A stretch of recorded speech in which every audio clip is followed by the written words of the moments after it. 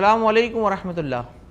WhatsApp के इस special podcast में मैं जावेद कुरैशी आप तमाम का स्वागत करता हूं, वेलकम करता हूं।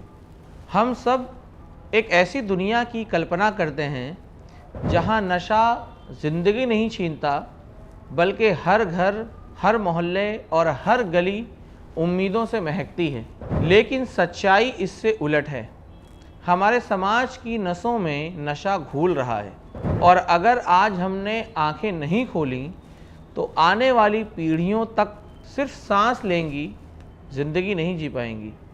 आज हम नशे की लत को सिर्फ एक आदत के तौर पर नहीं, बल्कि एक सामाजिक और मानसिक संकट के रूप में समझने की कोशिश करेंगे। ये एक ऐसी बीमारी है जो अकेले इंसान को ही नहीं बल्कि पूरे समाज को खोखला कर देती है।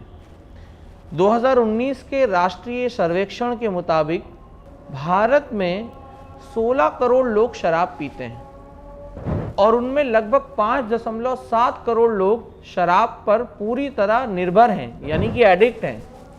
2.8 करोड़ से ज़्यादा लोग गांजे का इस्तेमाल करते हैं और 1.1 करोड़ लोग हेरोइन जैसे खतरनाक नशे में डूबे हुए हैं। तंबाकू की बात करें तो लगभग 29% एडल्ट इससे प्रभावित हैं, यानी हमारे देश के करीब 28 करोड़ लोग हर रोज़ खुद को जहर दे रहे हैं। ये आंकड़े केवल नंबर नहीं हैं, ये हमारे समाज की एक ख़तरनाक तस्वीर पेश करते हैं। एक पब्लिक हेल्थ इमरजेंसी जिससे हम आंखें नहीं चुरा सकते। आज के हमारे पॉडकास्ट में हमारे साथ जुड़ रहे हैं डॉक्टर एजाजुद्दीन शेख। आप एक अनुभवी समाजशास्त्री, सामाजिक कार्यकर्ता और IIM अहमदाबाद के रिसर्च एसोसिएट व गेस्ट फैकल्टी हैं। पिछले 10 वर्षों से डॉक्टर एजाज ने वंचित और हाशिए पर खड़े युवाओं में नशे की बढ़ती खाई को कम करने पर गहराई से काम किया है। आपने इनहेलेंट एब्यूज़, सूंघने वाले पदार्थ जैसे घातक नशों पर रिसर्च किया है। साथ ही narcotic control bureau, Ahmedabad police व अन्य संस्थाओं के साथ मिलकर कई प्रभावशाली जागरूकता अभियान भी आपने चलाए हैं। तंबाकू नियंत्रण, बच्चों की सुरक्षा और ज़मीनी स्तर पर नशा मुक्ति की दिशा में डॉक्टर एजाज का प्रयास उन्हें इस क्षेत्र की एक सशक्त आवाज़ बनाता है। आइए डॉक्टर एजाज से समझते हैं कि नशा होता क्या है, इसकी लत कैसे विकसित होती है और समाज पर इसका क्या असर पड़ता है, और हम एक नशा मुक्त समाज की ओर कैसे आगे बढ़ सकते हैं। एजाज भाई, आपका बहुत बहुत स्वागत है और वेलकम है हमारे इस पॉडकास्ट में। शुक्रिया भाई, thank you for having me here. बहुत अच्छा लगा कि इस तरह के इश्यूज़ पर भी हम मुखर होके बात करने के लिए एक इनिशिएटिव लिए हैं। जी। तो अब क्योंकि एडिक्शन पर मतलब डी एडिक्शन समाज बनाने का एक ड्रीम है और ये बहुत बड़ा ड्रीम है हर शख्स का जो इसको इशू समझता है उसका है। लेकिन हर चीज़ को जब आपको किसी भी एविल के खिलाफ खड़े होना है या कुछ आपको उसको ख़त्म करने की कोशिश करना है, उसके बारे में जानना बहुत ज़रूरी है। इंफॉर्मेशन, नॉलेज, अवेयरनेस, ये सब भी बहुत ज़रूरी है, जैसा आप जानते हैं।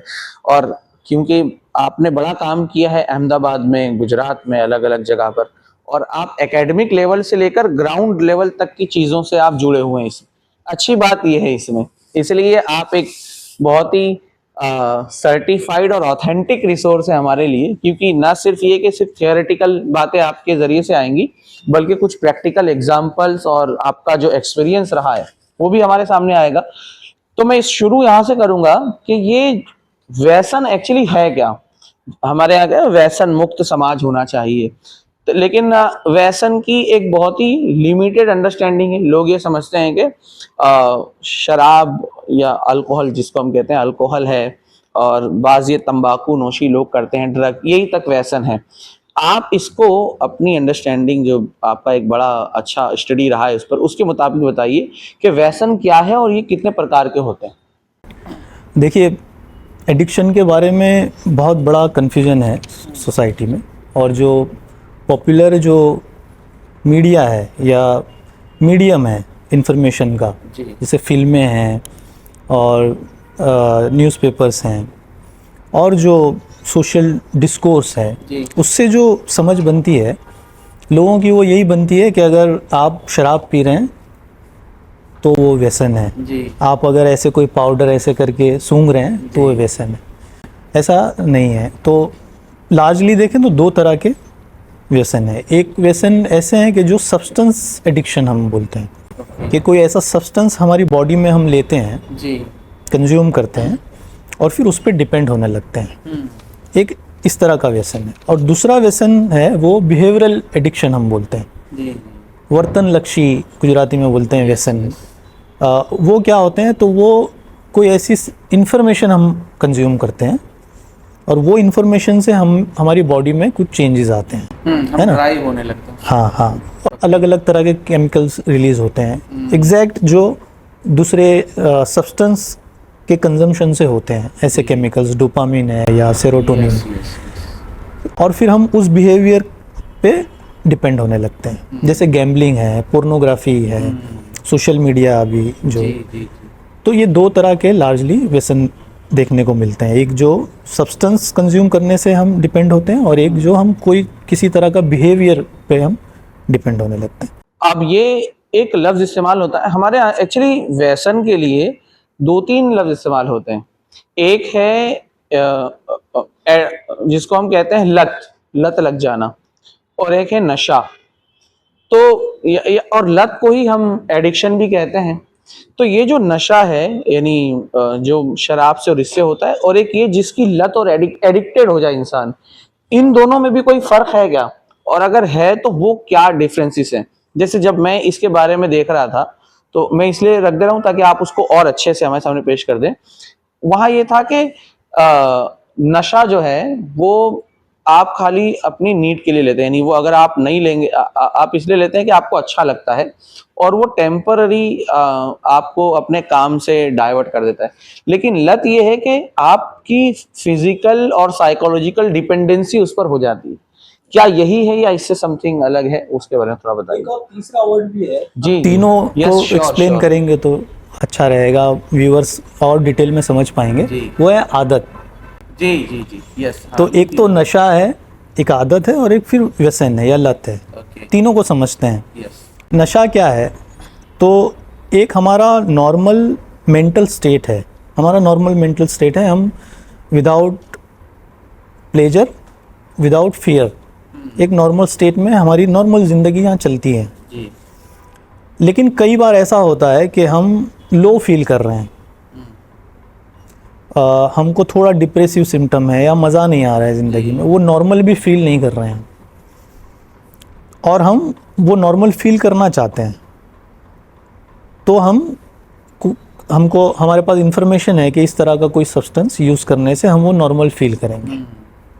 तो यहाँ पे फिर जो हम कर रहे हैं उसको हम नशा बोलते हैं, कि हमारा जो विदाउट सब्सटेंस का जो मेंटल स्टेट है उसको हम एलिविएट कर रहे हैं या ऊपर जाना चाह रहे हैं। हम नॉर्मल हैं लेकिन हम थोड़ा ज़्यादा प्लेजर फील करना चाहते हैं। हम चाहते हैं कि मुझे और थोड़ा मज़ा मिले, मैं नॉर्मल हूँ। तो हम जैसे पार्टियों में होता है, सब लोग वहाँ पे मिल रहे हैं, और क्योंकि मिले हैं तो अब हमको ज़्यादा मज़ा चाहिए, है ना। तो वो ज़्यादा मज़ा के लिए फिर हम सब्सटेंस यूज़ करते हैं कि थोड़ा जो मज़ा है वो और बढ़ना चाहिए। तो ये दो हमारे रीज़न होते हैं, या तो नॉर्मल फील करना है हमको इसलिए हम कोई सब्सटेंस कंज्यूम कर रहे हैं, या नॉर्मल से थोड़ा से हाई जाना है इसलिए हम सब्सटेंस कंज्यूम कर रहे हैं। तो मेंटल स्टेट को एलिविएट करने के लिए, और वो जो एलिविएटेड जो हमारा स्टेट होता है उसको हम नशा बोलते हैं, कि हम हमारे नॉर्मल मेंटल स्टेट में, नेचुरल मेंटल स्टेट में नहीं है, वो नशा है। और वो टेम्पररी होता है। जैसे अभी मैं सब्सटेंस लिया, तो डिपेंडिंग ऑन सब्सटेंस, कौन सा सब्सटेंस लिया उस हिसाब से आधे घंटे से लेके 4 घंटे तक मैं उस स्टेट में रहता हूँ, वो नशा है। अब आदत क्या है जी? आदत वो है कि जो हमारे हमको बहुत एफर्ट डाले बिना हम करते हैं। जो हमारे मसल मेमोरी और हमारे दूसरे फिज़िकल जो हमारे एक्टिविटीज़ हैं उसके साथ अलाइंड हो जाती है। जैसे सुबह उठ के आप वॉशरूम जा रहे हैं, है ना, तो वो उसको आप आदत में लेंगे। सुबह उठ के चाय पी रहे हैं, वो आपकी आदत में आएगी। आप ऐसी कोई भी चीज़ें कर रहे हैं कि जो जिसमें आपके, क्योंकि आपने बहुत बार किया है वो, तो आपकी वो एक तरह की प्रैक्टिस में आ गया है वो आदत। अब आदत और व्यसन के बीच में एक बहुत शार्प या स्टार्क डिफरेंस है। वो ये है कि जो चीज़ आप कंटिन्यू करना चाहते हैं वो आदत है। सुबह उठ के चाय पीना चाहते हैं, आदत है आपकी। आप कहीं पे खड़े रह के टाइम स्पेंड करना चाहते हैं, वो आदत है आपकी। आप कोई हीरो की मूवी देखना चाहते हैं, वो आदत है आपकी। जो चाह रहे हैं आप, डिलिब्रेशन है जिसमें। व्यसन वो है कि जो आदत तो हो गई आपकी, लेकिन आप उसको छोड़ना चाहते हैं। आप उसको छोड़ना चाहते हैं पर आप छोड़ नहीं पा रहे हैं, तो भी व्यसन। आप उसको गलत समझते हैं इसलिए छोड़ना चाहते हैं, या कोई नुकसान इसलिए छोड़ना चाहते हैं? यस। तो उसमें ये क्यों छोड़ना चाहते हैं आप? क्योंकि कुछ नुकसान उसके साथ जुड़ा हुआ है, उसका कुछ नुकसान हो रहा है। जैसे आपको डायबिटीज़ हो गया और फिर भी आप शुगर नहीं कम कर पा रहे हैं, आप तो आपको एडिक्शन है शुगर का, है ना, क्योंकि अब तो नुकसान हो रहा है उसका, फिर भी आप नहीं छोड़ पा रहे हैं। आपको पोर्नोग्राफी का एडिक्शन हो गया, आपको नुकसान हो रहा है, आप स्टडी नहीं कर पा रहे हैं, दूसरे बहुत सारे प्रॉब्लम्स हो रहे हैं, आपको क्रेविंग्स आ रहे हैं कांस्टेंट, लेकिन आप नहीं छोड़ पा रहे हैं। तो ऐसी आदत कि जिसका कुछ नुकसान हो रहा है फिर भी आप छोड़ नहीं पाते हैं, तो उसको हम व्यसन बोलते हैं। तो नशा वो एक टेम्पररी मेंटल स्टेट है, आदत वो रेगुलर आपकी कोई मोटर रिस्पॉन्स है, और व्यसन है वो ऐसी आदत है कि जिस पे आपका कंट्रोल नहीं है, जिसको आप छोड़ नहीं पा रहे हैं। जी, तो एजाज भाई आपने बहुत अच्छे से इन तीनों चीज़ों के बारे में बताया। एक्चुअली ये जानने के बाद हमारी अंदर क्लैरिटी आती है, वरना हर शख्स किसी ना किसी को एडिक्टेड बोल देता है। चाय पीने वालों को भी लोग कहते हैं कि चाय का हालांकि एक एडिक्शन तो आ जाता है एक लेवल पे जाने के बाद, लेकिन वो उस लेवल का नहीं होता कि अब उससे नुकसान हो रहा है और आप नहीं छोड़ पा रहे हैं।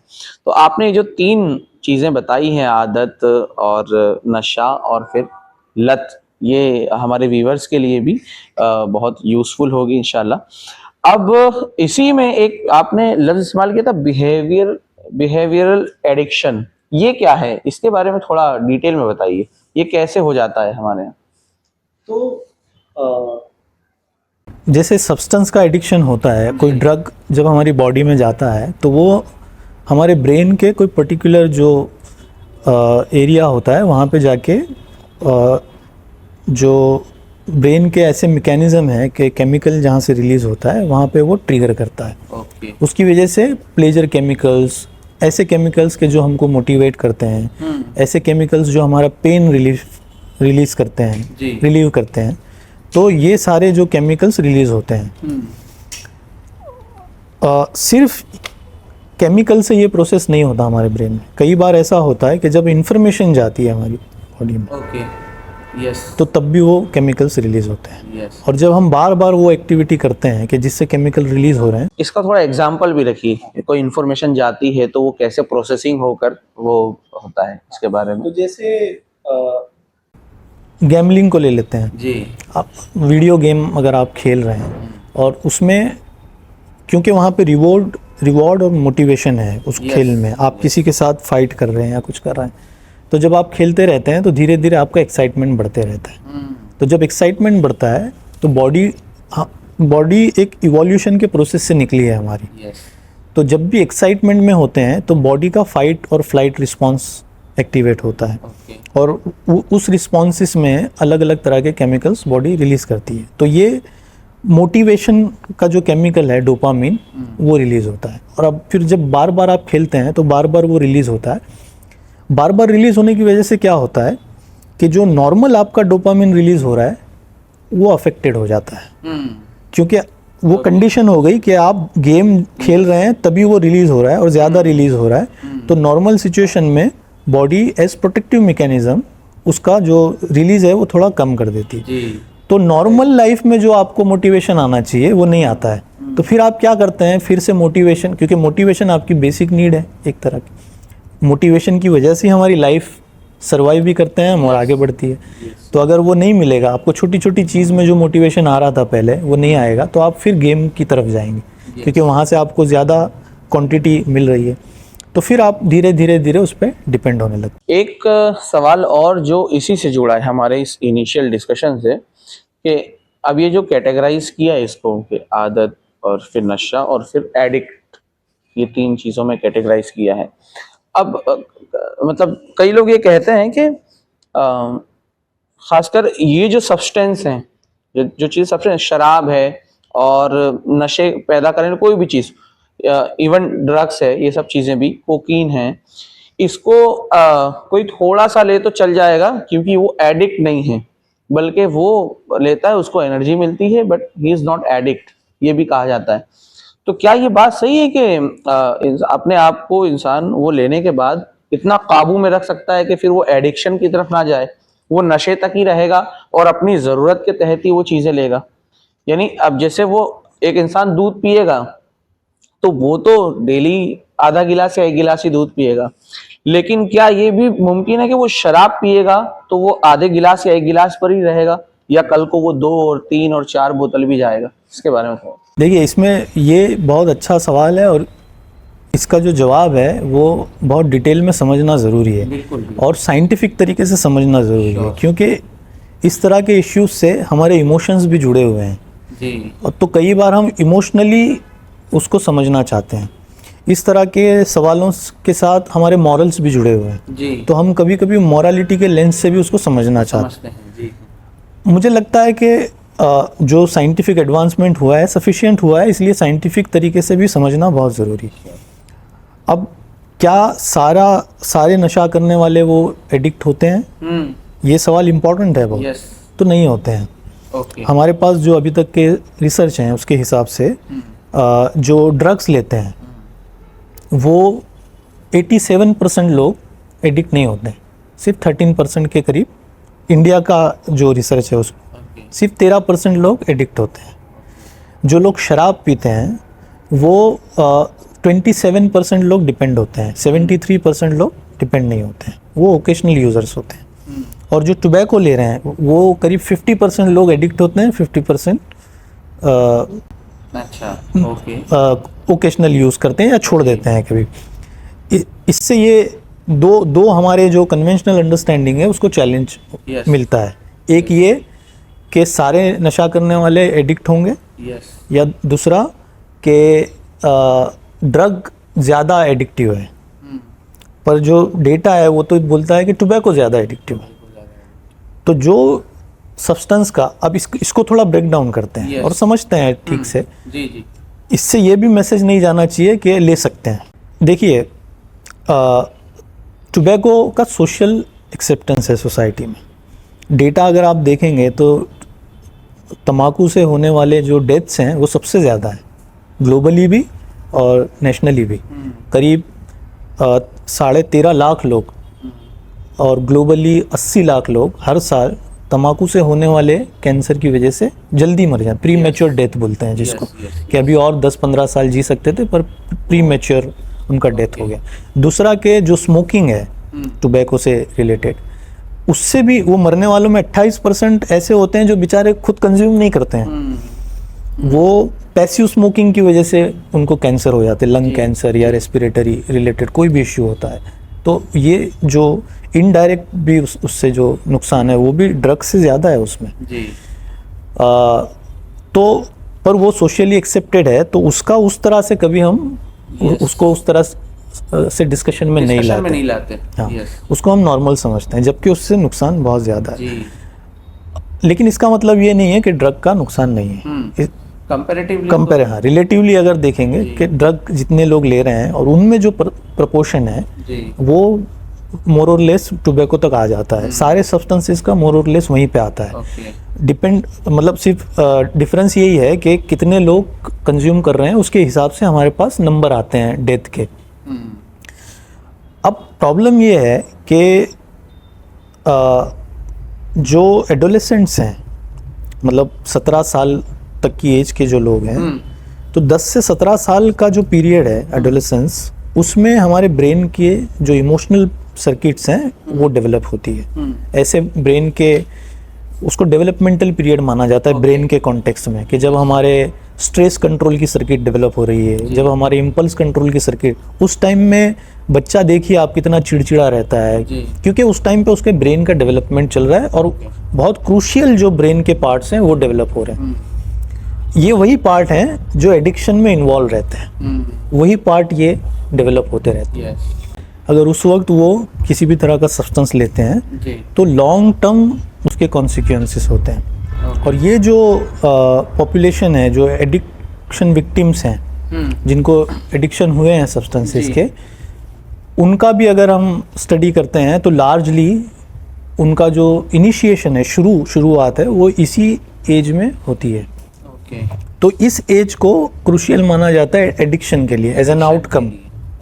तो जो एडोलेसेंट्स नशा करना शुरू करते हैं बहुत ज़्यादा वो हाई रिस्क पे आ जाता है एडिक्शन के भी, और भी दूसरे सारे जो बायोसाइकोसोशल प्रॉब्लम्स के। तो अब क्या ऐसा हो सकता है कि एडल्ट्स नशा करें और हम बच्चों को ना करने दें? जी, ये एक बहुत बड़ा हमारे सामने क्वेश्चन आता है। अगर आप ये कर सकते हैं कि आप कभी कभी नशा करें लेकिन बच्चों को ना करने दें तो फिर ठीक है, आप अगर ऐसा कोई लेकिन ये मुमकिन आमतौर पे नहीं है। और हमारे जैसे देश में जो डेवलपिंग कंट्रीज़ हैं जिसकी जो प्रायोरिटीज़ है वो दूसरी बहुत सारी है, इकोनॉमिक जो चैलेंजेस हैं हमारे और भी दूसरे जो मेजर चैलेंजेस हैं, उसमें हम इस तरह के कोई मैकेनिज़्म बना पाएँ ऐसा मुझे लगता नहीं है अभी फ़िलहाल। तो क्योंकि उसका अगर एक्सेप्टेंस है, अगर आप एक्सेप्ट कर लेते हैं उसको, तो फिर टोबैको जैसा हाल होगा। जी, एग्जैक्टली। कि वो अगर आप बच्चों को देखेंगे तो 12 साल की उम्र का उसका एवरेज एज है और सबसे ज़्यादा कंज्यूम होने वाला जो सब्सटेंस है बच्चों में वो टोबैको है। अच्छा। और जो स्टेट्स में अल्कोहल लीगल है या सोशली एक्सेप्टेड है वहाँ पे बच्चे अल्कोहल भी लेते हैं। तो जैसे यूएस में आप देखेंगे या इंडिया के अलग अलग स्टेट्स में देखेंगे उसका जो डेटा है तो वो यहाँ पे नहीं मिलेगा आपको। गुजरात में एडोलेसेंट्स अल्कोहल बहुत कम लेते हैं क्योंकि इलीगल है। ओके। अवेलेबल है लेकिन एडल्ट्स को पता है वो कहाँ पे मिलेगा, बच्चों को जनरली पता नहीं होता। Yes yes. तो जो अवेलेबल है सब्सटेंस फिर बच्चा वो लेने की कोशिश करता है जिसका सोशली एक्सेप्टेंस ज़्यादा है। जी। ये एक थ्योरी है। दूसरी थ्योरी ये भी है कि बच्चा जैसे जैसे थोड़ा एडल्ट होने जाता है तो वो एडल्ट जो काम करते हैं वो करना चाहता है ताकि उसको एडल्टहुड फील हो। जी जी, है ना? तो वो फिर उस नेटवर्क में भी जाना चाहता है कि जहाँ पे सब्सटेंसेस अवेलेबल हैं। जी जी। और वो कानून तोड़ना चाहता है क्योंकि वो भी एक एडल्टहुड का एक ट्रेट माना जाता है। Yes yes yes. तो बच्चा फिर वो सब करने लगता है। तो ये इसको इस तरह से भी देखना चाहिए मेरे हिसाब से कि सब्सटेंसेस बच्चों पे क्या इम्पैक्ट कर रहे हैं और बच्चों को सब्सटेंसेस से दूर रखने के लिए एडल्ट को क्या करना पड़ेगा। तो इसको मेरे हिसाब से नॉर्मलाइज नहीं करना चाहिए। तो आज भी देखिए आप पूरे वर्ल्ड में कोई भी देश ऐसा नहीं है कि जो बच्चों के लिए सब्सटेंसेस लीगल किया हो, ऐसा कोई देश नहीं है। सारी दुनिया के सारे देशों में ये कंसेंसस है कि हर जगह पे बच्चों को 18 साल के नीचे के बच्चों को नशे से बचाना है, इसलिए सब ने उसको इलीगल रखा है, इलीगल किया हुआ है। लेकिन अगर सोशली हम उसको नॉर्मलाइज कर देंगे जी, उसका एक्सेप्टेंस एस्टैब्लिश कर देंगे तो फिर हो सकता है कि हम ये जो करना चाह रहे हैं वो अचीव ना कर पाए। ये एक उसमें डिलेमा है। इसलिए अल्टीमेटली आप इसके बावजूद के सब्सटेंस एडल्ट लेंगे तो एक कंट्रोल भी कर सकते हैं वो। हाँ, आपने जो अभी कहा। जी जी। इसके बावजूद भी हम उसको नॉर्मलाइज नहीं कर सकते जी, और हमें उसके अगेंस्ट ये अल्टीमेटली आप ये कहना चाह रहे हैं। जी हाँ। तो जैसे दूसरा उसमें एक डिबेट है। डिबेट क्या है कि जैसे डेटा भी जो बोल रहा है कि सब लोग उस एडिक्ट नहीं होते हैं। एडिक्शन एक अलग प्रोसेस से होता है। अच्छा, इसमें जैसे आपने 2-3 बार एक कहा कि सब लोग उससे सब लोग यानी इंडिविजुअल्स उससे प्रभावित नहीं होते, लेकिन हम जब उसकी मतलब वो कितना उसका इम्पैक्ट का जब सर्कल देखते हैं तो सिर्फ इंडिविजुअल नहीं है बल्कि वो सोशली भी इंगेज है। और आपने अभी एग्जांपल दिए ना कि एडल्ट और फिर जो बच्चे भी हैं उसमें, जो छोटे छोटे हैं, जो अभी बिलो 17 है या 17 है, तो उसका जो इम्पैक्ट लार्जर स्केल पर जा रहा है, वो तो प्रभावित हो रहे हैं। तो उसको सामने रखकर भी इसको नॉर्मलाइज नहीं करना चाहिए। इसको यानी अगर वो इंडिविजुअल को भी इम्पैक्ट नहीं कर रहा है तो वो समाज के दूसरे को इम्पैक्ट कर रहा है। यानी आपके पास तो बल्कि मेरे ख्याल से, हाँ, और हमारे यहाँ डेटे की जरूरत नहीं है, ये तो हम सब जानते भी हैं कि जो लोग सब्सटेंस लेते हैं, आप इस पर थोड़ा रोशनी डालिएगा कि मैं जो कह रहा हूँ ये बात कितनी सही है। क्योंकि हम पढ़ते हैं कि फिर वो डोमेस्टिक वायलेंस बढ़ता है, फिर वो पीकर चलाते हैं तो गाड़ियों में एक्सीडेंट का इश्यू बढ़ता है। तो उसके जो सामाजिक असरात हैं, यानी नेगेटिव इम्पैक्ट जो होते हैं, उसको भी तो सामने रखना पड़ेगा। इसके बारे में आप? हाँ, वो इसीलिए उस तरह के कानून भी आए हैं कि आप अगर ड्रिंक किए हैं तो ड्राइव नहीं कर सकते हैं आप जी। वो उसी को एड्रेस करने के लिए आया है। जो डोमेस्टिक वायलेंस है ये कल्चरल इश्यू है। ओके। जो पेट्रियार्की और जो मैस्कुलिनिटी का जो माइंडसेट होता है हमारा, उसमें से निकलता है। महिलाओं पे जो अत्याचार है, अगर उसका डेटा देखेंगे तो नॉट नेसेसरीली सिर्फ नशा करने वाले मार रहे हैं। डेटा तो ये भी कहता है कि 80% लोगों को इम्पैक्ट करता है डोमेस्टिक वायलेंस के कॉन्टेक्स्ट में सब्सटेंस। हाँ, ये भी हमारे पास अवेलेबल है। लेकिन ये भी फैक्ट है कि सिर्फ नशा करने वाले नहीं मार रहे हैं जी, ये तो है। हाँ, तो ये तो मौजूद है। वो नशा क्या करता है, ट्रिगर कर देता है आपको जी, है ना। नशा जो शर्म रहती है, मैं एक बहुत इंटरेस्टिंग केस है, एक एमडी का यूज़र था, उसका इंटरव्यू कर रहा था। और एमडी क्योंकि स्टिमुलेंट ड्रग है जी, आप स्टिमुलेट होते हो, मतलब आप थोड़ा पावरफुल फील करते हो, लो फील कर रहे हो, और एमडी लिए तो आपको पावर फील होगा। तो वो मुझे एक बहुत इंटरेस्टिंग सेंटेंस बोला था कि जब मैं ये लेता हूँ तो मेरी आँख की शर्म चली जाती है, फिर किसी के बाप से मैं नहीं डरता। तो ये जो सब्सटेंसेस है ये करते हैं कि आपके अंदर जो मैस्कुलिनिटी है या जो वायलेंस है वो बाहर आता है उससे। और हमारी सोसाइटी में आप देखिए वायलेंस है, अंदर पड़ा हुआ है सबके। और अगर सब्सटेंस लेके वो बाहर आ रहा है तो सिर्फ सब्सटेंस जिम्मेदार नहीं है, मैं ये बोलना चाहूँ, सब्सटेंस है उसमें, सब्सटेंस उसको फैसिलिटेट कर रहा है उस वायलेंस को। हाँ, और इसी वजह से आप महाराष्ट्र में देखिए, यवतमाल और भी दूसरी जगहों पे, विदर्भ में, छत्तीसगढ़ के जो गांव के इलाके हैं, रूरल बेल्ट्स हैं, राजस्थान के इलाकों में महिलाओं ने इसको इनिशिएट किया इसके खिलाफ, क्योंकि वो विक्टिम है ना। यस। तो वहाँ और कई जगह पे सक्सेसफुली उन्होंने कुछ प्रोविजंस लेके आए ग्राम सभाओं में कि अगर 50% लोग विरोध कर रहे हैं तो वहाँ पे शराब नहीं बिकेगा। तो ये दोनों का कॉम्बिनेशन है।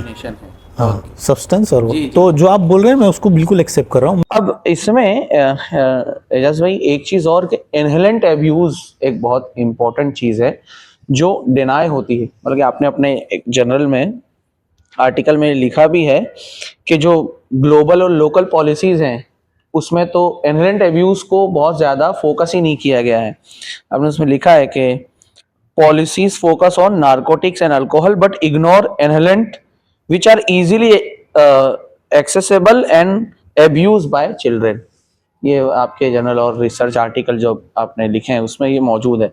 तो ये क्या है इनहेलेंट अब्यूज, और ये कैसे बच्चों में खासकर जो है वो बहुत इजीली एक्सेसिबल है, अवेलेबल है, आसानी से उनको मिलता है और वो इसमें मुलविस है, और इसमें कोई पॉलिसी नहीं है हमारे पास। ज्यादा सीरियस कंसर्न ये है, इसके बारे में थोड़ा बताइए। देखिए 2019 में जो सरकार ने एक सर्वे करवाया, एम्स ने जो सर्वे करके दिया ministry of social justice and empowerment को, उसके डेटा में एक बहुत इंटरेस्टिंग चीज़ है। वो ये है कि अलार्मिंग भी है कि बच्चों में 10 से 17 साल के बच्चों में इनहेलेंट्स ही एक ऐसा ड्रग है कि जो एडल्ट से डबल कंजम्पशन बच्चों में दिखता है। अच्छा, इनहेलेंट को भी थोड़ा हमारे लोगों में मैं बताता हूँ। तो इनहेलेंट्स ऐसे सब्सटेंसेस होते हैं कि जिससे नशा होता है और जो सूंघ के वेपर, जो वेपराइजेशन का प्रोसेस से बॉडी में जाते हैं, सूंघ के या मुंह के थ्रू जाते हैं। तो ऐसे सब्सटेंसेस हमारे आसपास डोमेस्टिक प्रोडक्ट्स के रूप में अवेलेबल होते हैं। पहला है जो मोस्ट कॉमन है वो वाइटनर है, है ना। Whitener से हाँ, नशा। तो वाइटनर कपड़े में डाल के बच्चे सूंघते हैं उसको, जी। इनहेल करते हैं, या हफिंग बोलते हैं इसको, मुंह से अंदर वो ग्रास्प करते हैं। दूसरा सब्सटेंस है जो सॉल्यूशन ट्यूब होती है Solution पंक्चर tube। की। हाँ, हम अहमदाबाद के बच्चों में देखोगे तो ज़्यादातर इस तरह के सब्सटेंसेस दी। ग्लू जो होता है, ग्लू, स्टेशनरी आइटम, जी। वो भी सूंघे जाते हैं। सॉल्वेंट होता है वो सूंघते हैं, पेट्रोल होता है वो सूंघते हैं। तो ये सारी जो चीज़ें हैं, और भी बहुत सारी चीज़ें हैं, ये सारे प्रोडक्ट्स ऐसे हैं कि जो हम कोई किसी दूसरे काम के लिए यूज़ करते हैं। जी। हाँ, लेकिन उसमें ऐसे कंपोनेंट्स होते हैं, ऐसे केमिकल्स होते हैं कि जिसका नशे के लिए इस्तेमाल हो सकता है। तो ऐसे जो मतलब एक तरह का कॉन्ट्राडिक्शन इसमें ऐसा है कि ये सारी प्रोडक्ट्स पे लिखा हुआ रहता है कि नॉट फॉर माइनर्स। ओके। उस पे एक वार्निंग रहता है, इंग्लिश में रहता है, जो हम नॉर्मली समझ नहीं पाते। तो बच्चों को बचाना है उससे, लेकिन हमको कंज्यूमर्स को पता नहीं है कि ये बच्चों के लिए नहीं है ये प्रोडक्ट्स। जी। और कॉन्ट्राडिक्शन ये है कि वो स्टेशनरी का यूज़ बच्चे ज़्यादा करते हैं, ज़्यादा करते हैं। ग्लू का इस्तेमाल बच्चे ज़्यादा करते हैं, वाइटनर का इस्तेमाल बच्चे ज़्यादा करते हैं। यस। तो बच्चों तक एक्सेस है उसका बिल्कुल आसानी से, और हम माँ बाप को पता नहीं है, तो बच्चे वो सूंघते हैं। तो ये सारे जो प्रोडक्ट्स हैं वो इनहेलेंट्स हैं, और इसका अब्यूज़ इतना है कि इंडिया में जो एडल्ट्स हैं जी। उनमें ये इनहेलेंट्स का जो यूज़ है वो 0.58% है। Okay. 1% एडल्ट्स भी नहीं लेते हैं। यस। लेकिन बच्चों में 10 से 17 साल के इसका यूज़ 1.17% है, मतलब ऑलमोस्ट डबल। तो ये बहुत बड़ा कंसर्न है, और गुजरात में भी शायद 50,000 बच्चे ऐसे हैं, 48,000 के आसपास, कि जो ये यूज़ कर रहे हैं। अच्छा, ये जो सर्वे हुआ ये हाउस होल्ड सर्वे था, मतलब घरों में रहने वाले बच्चों पे सर्वे था। जी। हमने जो सर्वे किया ये चेक करने के लिए, ये देखने के लिए कि स्ट्रीट चिल्ड्रन में क्या सिचुएशन है, क्योंकि हम तो देख रहे थे स्ट्रीट चिल्ड्रन ये सब नशा कर रहे हैं। तो हमें तो 42% स्ट्रीट चिल्ड्रन मिले। 42-80% तक का अंदाजा किया आपने तो। हाँ, और भी दूसरी जगह पे जो नेपाल में, बंगाल में, दिल्ली में जो रिसर्च हुए हैं उसमें तो 80% मिला है। हमें 42% इनहेलेंट यूजर्स मिले, और ओवरऑल सब्सटेंसेस देखें दूसरे अगर मिला दें तो स्ट्रीट चिल्ड्रन में करीब 55% बच्चे ऐसे हैं जो किसी ना किसी तरह के नशे में मुलविस हैं। तो ये, और अब जब हमने रेस्क्यू किया बच्चे को, और हमारे एक साथी हैं वो पुलिस स्टेशन लेके गए, तो पुलिस ने केस नहीं किया क्योंकि कोई प्रोविज़न ही नहीं था। अब आप देखिए कितनी अजीब बात है। हाँ, और कितनी अजीब बात है कि अगर मैं बच्चे को टोबैको दे रहा हूँ, तम्बाकू दे रहा हूँ, तो मेरे पे 2 कानून के तहत केस होता है।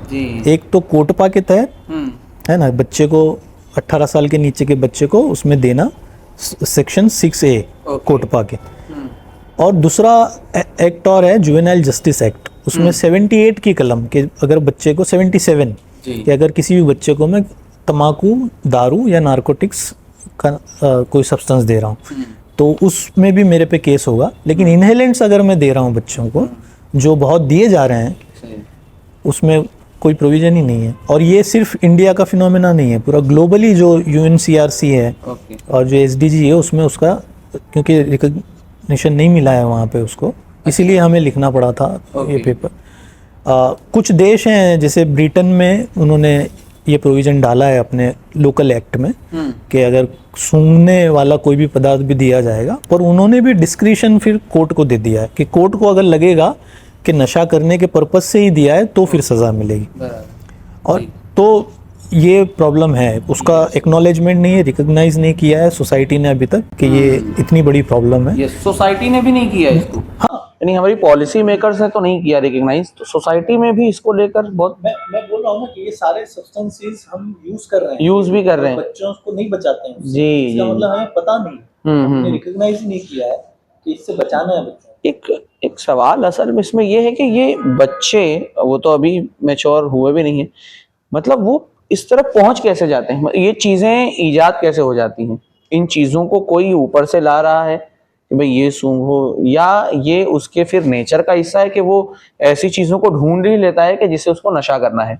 ये सवाल मैं इसलिए भी पूछ रहा हूँ जैसे ही कि एक एक्सपर्ट हैं, उस वक्त उनका नाम मेरे जहन से निकल गया, हम उसको दिखाएंगे उस पर। वो यूँ कहते हैं कि 15% quantum of addiction it's remain, वो हमेशा रहता है। The total quantum of addiction in a society by and large remains constant. आप सब कुछ चीजें बंद कर दो, हर चीज पर पाबंदी लगा लो, तो ह्यूमन नेचर ऐसा है कि वो दूसरी चीजों को ढूंढ लेगा। तो उन्होंने ये बोलते बोलते एक मिसाल भी दी है कि जहाँ कुछ भी अवेलेबल नहीं होता वहाँ छिपकली को लोग जलाते हैं और उसकी खाक से नशा करते हैं। तो ये तो रहेगा, आप कुछ भी पाबंदी लगा लो। तो क्या ऐसा है क्या ह्यूमन नेचर वो ढूंढ डालेगा किसी ना किसी चीज को, या कोई अवेलेबल करवा रहा है, यानी उसको सॉल्यूशन से नशा, इससे नशा, कैसे ढूंढ रहा है वो? हो क्या रहा है, देखिए फिल्में हैं, जो भी मीडियम्स हैं, बच्चों तक जो इन्फॉर्मेशन आ रही है वो बच्चों में क्यूरियोसिटी, हाँ क्यूरियोसिटी जगाते हैं कि ये क्या है। और फिर वो बच्चों के अपने जो सब ग्रुप्स हैं, सब कल्चर बोलते हैं उसको, यूथ का सब कल्चर, बच्चों का अपना एक कल्चर रहता है, उनकी अपनी लैंग्वेज, अपना अंडरस्टैंडिंग, उनका जो मैसेजिंग होता है आपस में। तो एक बच्चा अगर कहीं से फिल्म से सीख के शुरू किया कुछ लेना, तो पीयर इन्फ्लुएंस होता है, दूसरा बच्चा भी उसको देख के क्यूरियोसिटी में करना चाहता है कि वो क्या है।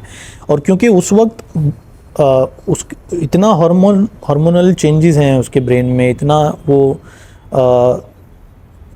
चैलेंजेस के साथ लड़ रहा है बच्चा, और ऐसे में ये सब्सटेंस जाता है तो थोड़ा काम फील करता है।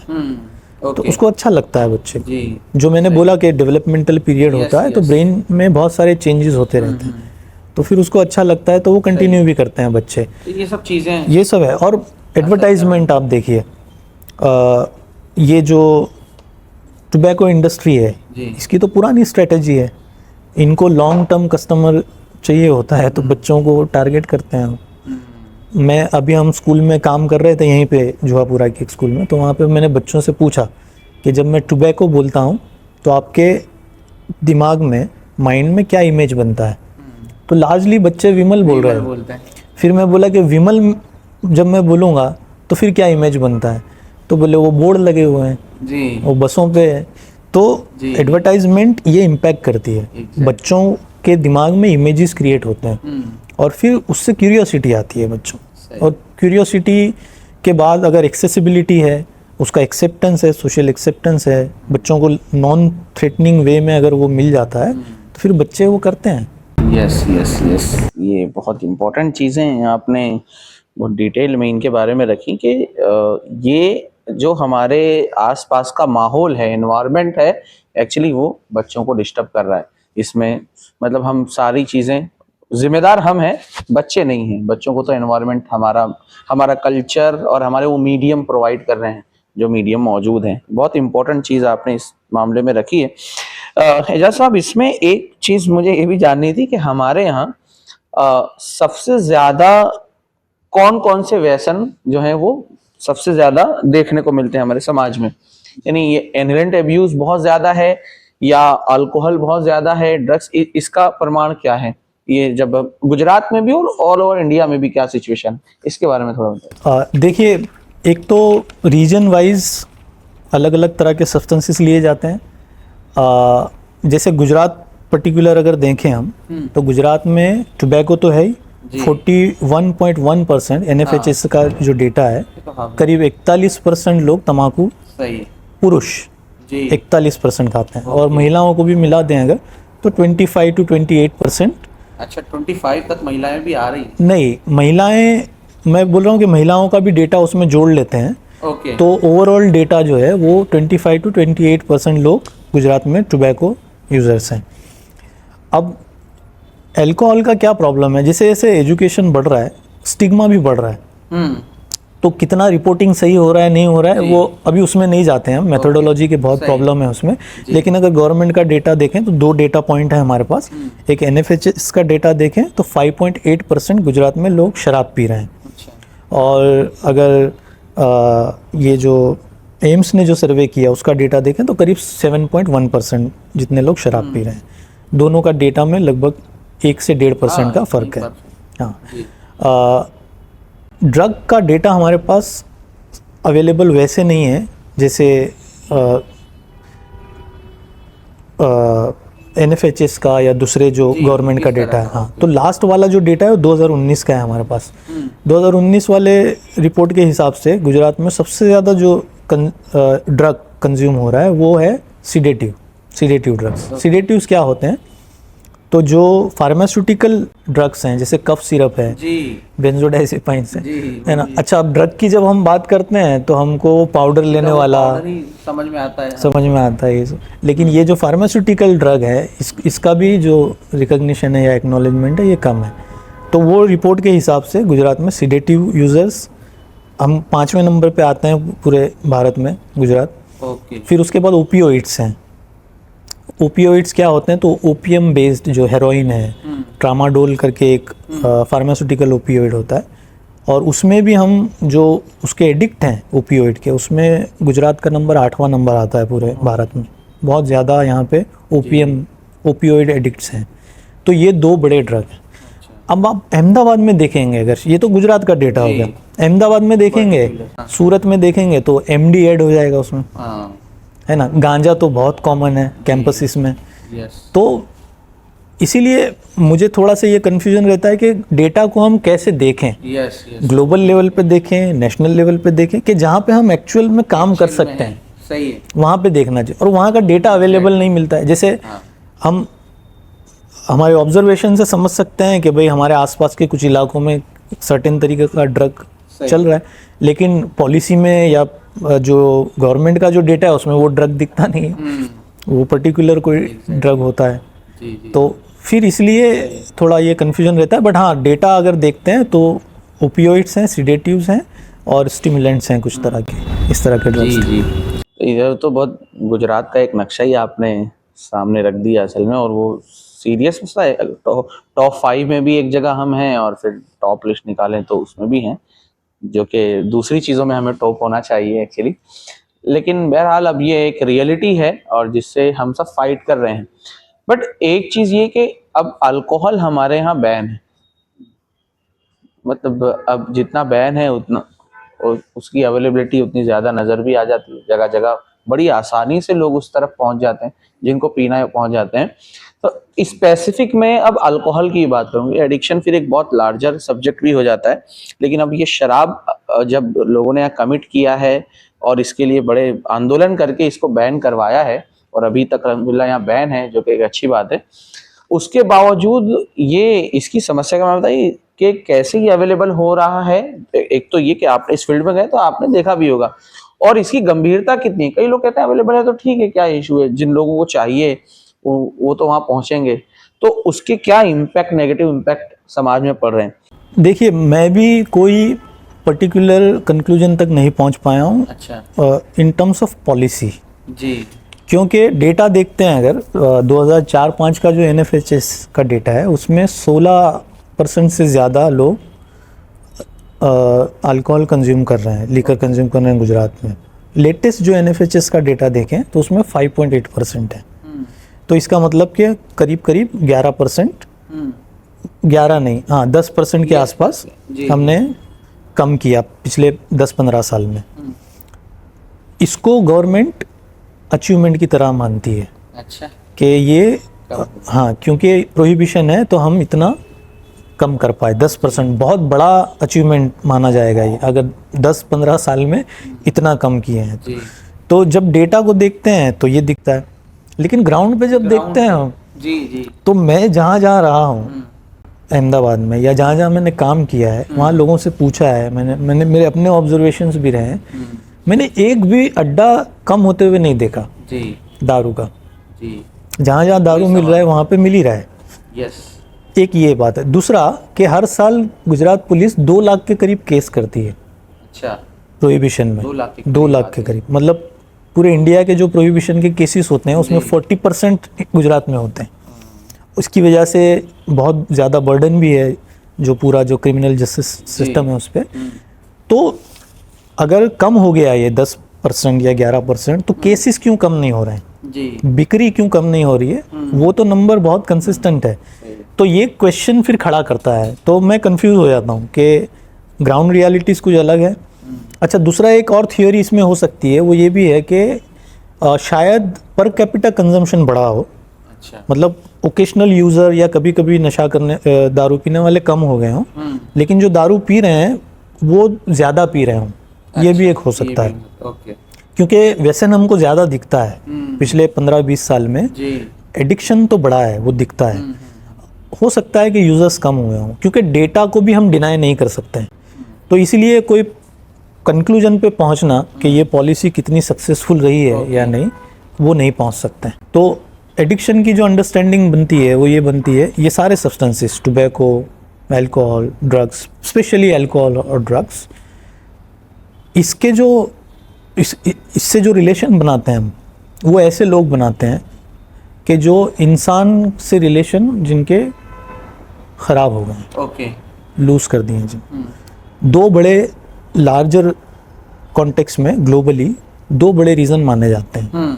एक एलिनेशन, मतलब इंसान जब अपने आसपास के लोगों से अपने आप को अलग फील करता है, इंडिविजुअल फील, हाँ, वो समझ लोनलीनेस है, अलगाव आ गया उसमें। यस, ऐसे लोग, देखिए अटैचमेंट जो है वो हमारी बेसिक ह्यूमन नीड है, लेकिन अगर इंसानों से अटैच नहीं हो रहे हैं, इंसानों से क्यों अटैच होना चाहते हैं? क्योंकि हम सर्वाइव करना चाहते हैं। और अगर हमको सर्वाइवल का थ्रेट लग रहा है अपने आसपास के लोगों से, लोग हम पे क्वेश्चन कर रहे हैं, लोगों ने हमारा अब्यूज़ किया है, लोगों ने हमारा एक्सप्लॉयटेशन किया है, लोगों ने हमारे साथ वायलेंस किया है, तो हमारा सर्वाइवल हम देख ही नहीं रहे हैं लोगों के साथ अटैच होने में, है ना। और वो दोनों हो सकता है, वर्बल भी हो सकता है, फिजिकल भी हो सकता है। सही। तो फिर हम क्या करते हैं कि जो चीज़ में हमको सर्वाइवल लगेगा हम उसके साथ अटैच होते हैं। तो उस वक्त अगर मेरे हाथ में सोशल मीडिया आ गया तो मैं उसके साथ अटैचमेंट बनाऊंगा अपना। उस टाइम पे मेरे हाथ में दारू आ गया तो मैं उसके साथ अटैचमेंट बनाऊँ। तो अल्टीमेटली जो हमारा ऑब्जेक्टिव है वो अटैचमेंट का है। जो आप ह्यूमन नेचर की जो बात कर रहे हैं वो ह्यूमन नेचर है कि किसी न किसी के साथ अटैच होना है हमको, ताकि हम सर्वाइव कर सकें।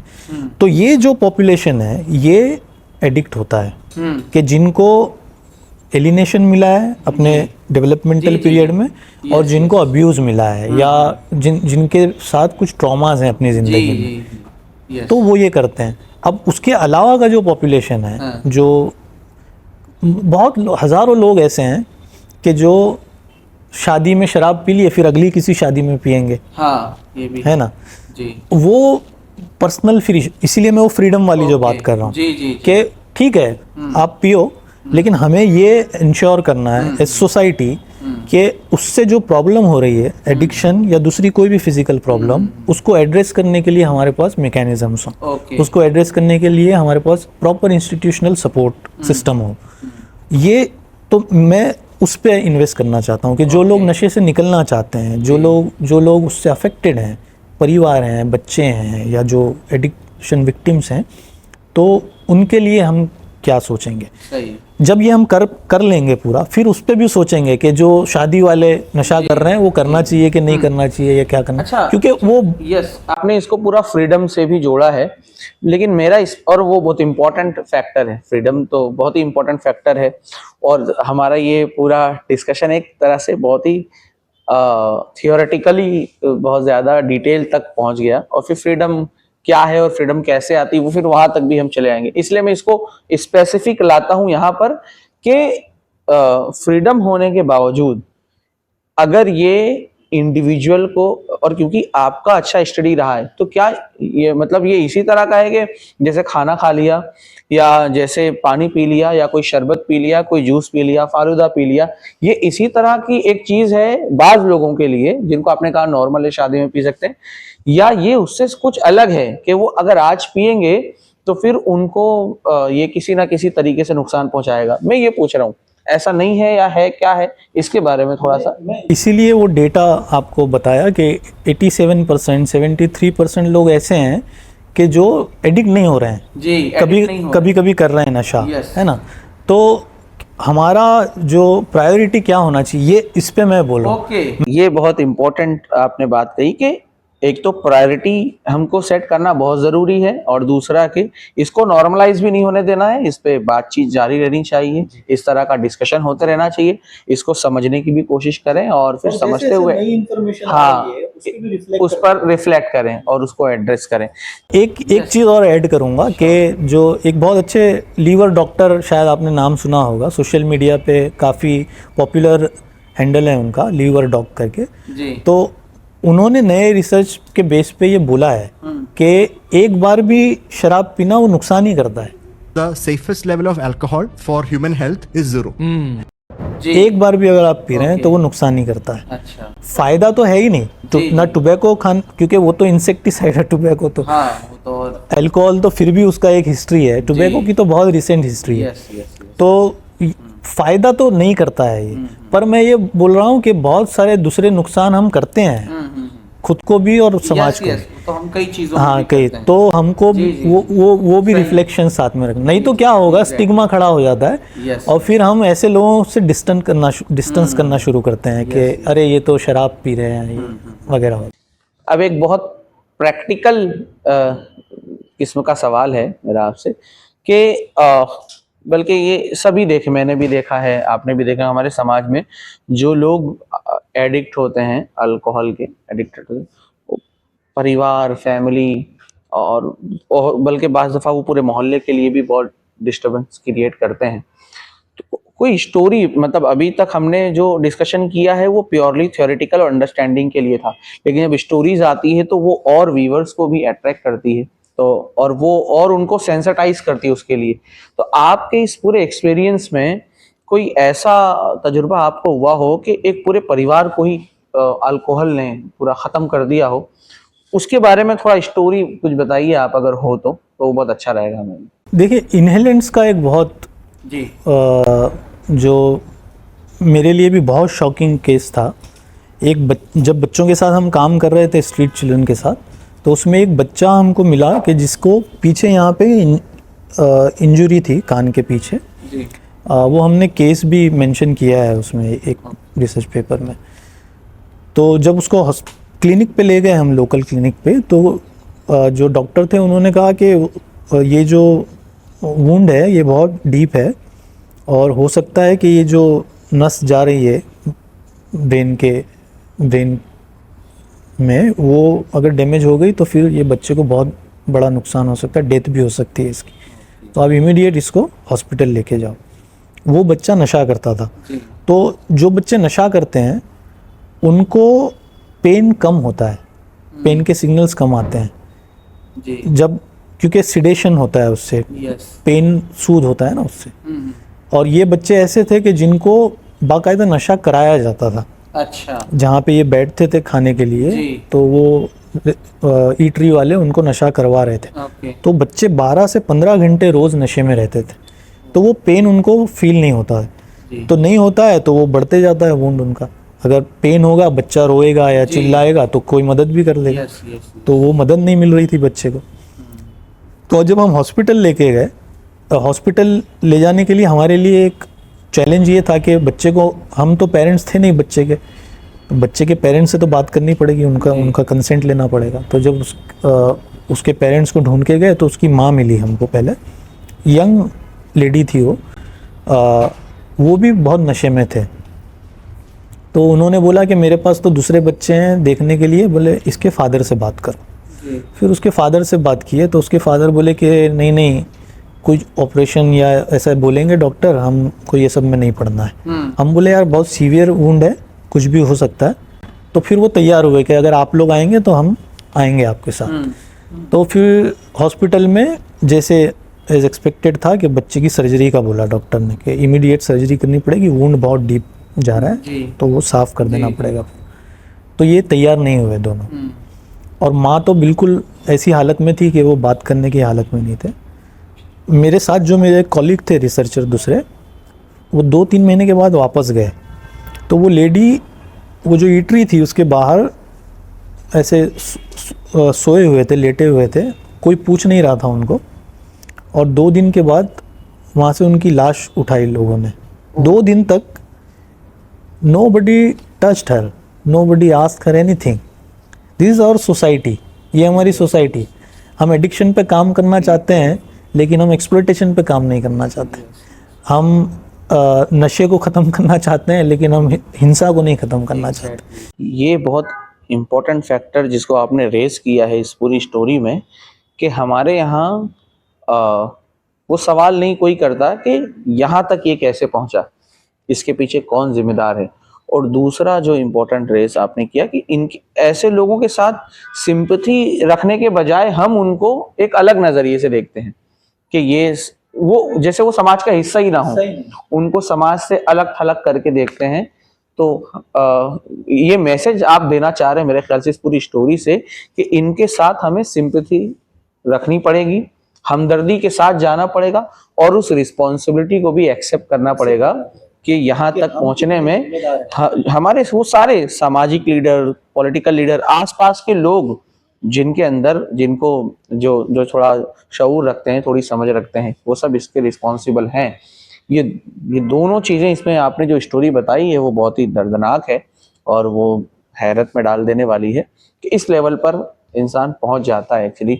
और ऐसी कई स्टोरीज होगी, ये तो आपने एक स्टोरी बताई है, तो ऐसे तो कई इंसिडेंट पूरे गुजरात में होते होंगे, घर के घर तबाह हो जाते हैं, एक पूरा फैमिली सिस्टम ही डिस्टर्ब करके रख देता है। अभी विरमगाम से भी जब हम पुलिस के साथ काम कर रहे थे तो एक अंकल 2 बार कॉल किए और दूसरी बार जब उन्होंने कॉल किया, अपने 17 साल का बच्चा उनका नशा कर रहा था, वो बच्चे को एडमिट करवाना था उनको, पर उनको पता नहीं था कि ट्रीटमेंट सेंटर कहाँ पे है। तो पहली बार कॉल किए तो हम उनको बोले कि वैसे तो हम इलाके के लिए ही काम कर रहे हैं पर हम आपको मदद करेंगे, तो हम सेंटर में बात करेंगे, आप हमको कल कॉल करिए। तो दूसरे दिन उनका आया नहीं कॉल। दूसरी बार जब उन्होंने कॉल किया 4-5 दिन के बाद तो रो रहे थे वो और बोल रहे थे कि 17 साल का बच्चा, मेरा एक का एक बच्चा मैंने पाल के बड़ा किया और उसने आज मुझे पत्थर मारा सीने पे। क्यों? क्योंकि मैं उसको बोला कि चल हमारे साथ ट्रीटमेंट लेने, तेरी ट्रीटमेंट हो जाएगी। और वो इतना टूट गए थे वो, जब हम मिले उनसे बहुत ही वो, उनको ऐसा लग रहा था कि ही हैड लॉस्ट एवरीथिंग, क्योंकि जो सारा इन्वेस्टमेंट था वो बच्चे की परवरिश में उन्होंने डाला। और ये हुआ। तो ये देखिए सब जगह पे पेन है, वो बच्चा भी पेन में है, वो अपने सर्वाइवल में लगा हुआ है, वो बाप भी पेन में है, वो माँ पेन में, पूरा परिवार पेन में, कम्युनिटी पेन में, एक पूरा पेनफुल एनवायरनमेंट है। और जो बहुत ही जो एलिनेशन होता है ना वो सब तरफ एलिनेट कर देता है। जी एग्जैक्टली, इसीलिए ये बता रहा है कि मामला बहुत सेंसिटिव और हमारे यहाँ एक्चुअली ये सारे इश्यूज दबे रहते हैं, इन पर बहुत कम बातचीत होती है और अननेसेसरी चीज़ों पर हमारे यहाँ बहुत ज़्यादा गुफ्तगू, बहुत ज़्यादा पॉलिटिकल गुफ्तगू और इस तरीके की बातें ज़्यादा होती। हालांकि ये सारे इश्यूज पर समाज में भी डिस्कस होने चाहिए और इसको बाहर आना चाहिए ताकि लोग अवेयर हों और इस पर सेंसिटाइज हों। और हम उम्मीद भी करते हैं कि हमारा ये पॉडकास्ट भी इसमें एक बहुत अहम रोल प्ले करेगा। एजाज भाई, ये आपने एक इस तरफ काफ़ी डिटेल में भी बात की। मेरा नेक्स्ट क्वेश्चन एक्चुअली वही था कि व्यसन करते क्यों हैं, एडिक्शन की तरफ लोग आते क्यों हैं। तो कुछ चीज़ें हैं, कुछ रीजंस। कई लोग कहते हैं दोस्तों का दबाव या दोस्तों की सोहबत, वो एक बहुत इंपॉर्टेंट फैक्टर है। दोस्तों की कैसे लोगों के साथ उठ बैठ रहा है वो। बेरोजगारी, ये एक इंपॉर्टेंट फैक्टर है। एडिक्शन की तरफ लोग क्यों जाते हैं, मैं इसका जवाब फाइंड आउट करने की कोशिश कर रहा हूँ, आप इस तरफ थोड़ा बताइएगा। तो दोस्तों का दबाव या उनकी सोहबत, बेरोजगारी, फिर वो तनाव उसकी वजह से जो आपने कहा कि एक इंडिविजुअल ट्रॉमा से गुजरता है, आसान उपलब्धता, इजीली एक्सेसिबल चीजें हैं, और लाइफ में उसके साथ कुछ गलत हुआ हो, कोई सेक्सुअल हैरेसमेंट बचपन में हो गया हो या कुछ और हो गया हो, उसने देख लिया हो अपनी फैमिली को मार खाते हुए तो उससे तो बर्दाश्त नहीं होगा, ऐसा कुछ हो गया हो। तो क्या ये सब बड़ी बड़ी वजह उसके रीजन है उसके पीछे, या कोई और बड़ा रीजन है? आपकी स्टडी, आपका तजुर्बा क्या कहता है इस बारे में? देखिए, थियोरेटिकली और प्रैक्टिकली दोनों जब देखते हैं, दोनों को साथ में रख के, तो 3 स्टेजेस दिखते हैं। ओके। पहले तो व्यसन ये बाय चॉइस नहीं होता जी, जो मैंने बोला। व्यसन तभी एस्टैब्लिश होता है कि जब आप उसको छोड़ना चाह रहे हो उस आदत को। ओके। वो क्लिनिकल प्रोसेस है कि आप पहले आपको उसके कुछ नेगेटिव इफेक्ट एक्सपीरियंस हुए, तो फिर आपने डिसीजन लिया कि अब मैं नहीं करूँगा। लेकिन जैसे डिसीजन लिया उसके थोड़ी देर के बाद क्रेविंग आना शुरू हुआ आपको, है ना। तो ये एडिक्शन का दूसरा सिम्टम है। एक तो हार्मफुल इफेक्ट्स कुछ हो रही है, फिर क्रेविंग हो रहा है, फिर आपने क्रेविंग को भी कंट्रोल किया, नहीं डिटर्मिनेंट रहे कि मैं नहीं छोड़ूंगा, नहीं करूँगा नशा। तो फिर 1-2 दिन के बाद आपको विड्रॉल्स आना शुरू हुए। विड्रॉल्स क्या होते हैं? कोई ऐसे फिजिकल सिम्टम अपीयर होने लगते हैं कि जो आपके फिर कंट्रोल में नहीं रहता है। जी, जैसे ओके। चक्कर आ गया, सीजर आ गया, वॉमिटिंग हुआ, सर दर्द करने लगा, ये सारे फिजिकल विड्रॉल्स। साइकोलॉजिकल विड्रॉल्स भी आते हैं, डिल्यूजन्स होना, एग्रेशन वगैरह। तो जब ये विड्रॉल्स आने लगे तो आपसे फिर कंट्रोल नहीं हुआ, यस, तो आप फिर से शुरू कर दिया आपने, रिलैप्स हो गया। तो आपका जो चॉइस था वो तो छोड़ना था, लेकिन क्योंकि ये प्रोसेस जो हुआ उसने आपको फिर से उसमें डाल दिया, रिलैप्स कर दिया। तो it is not by choice, addiction is not by choice.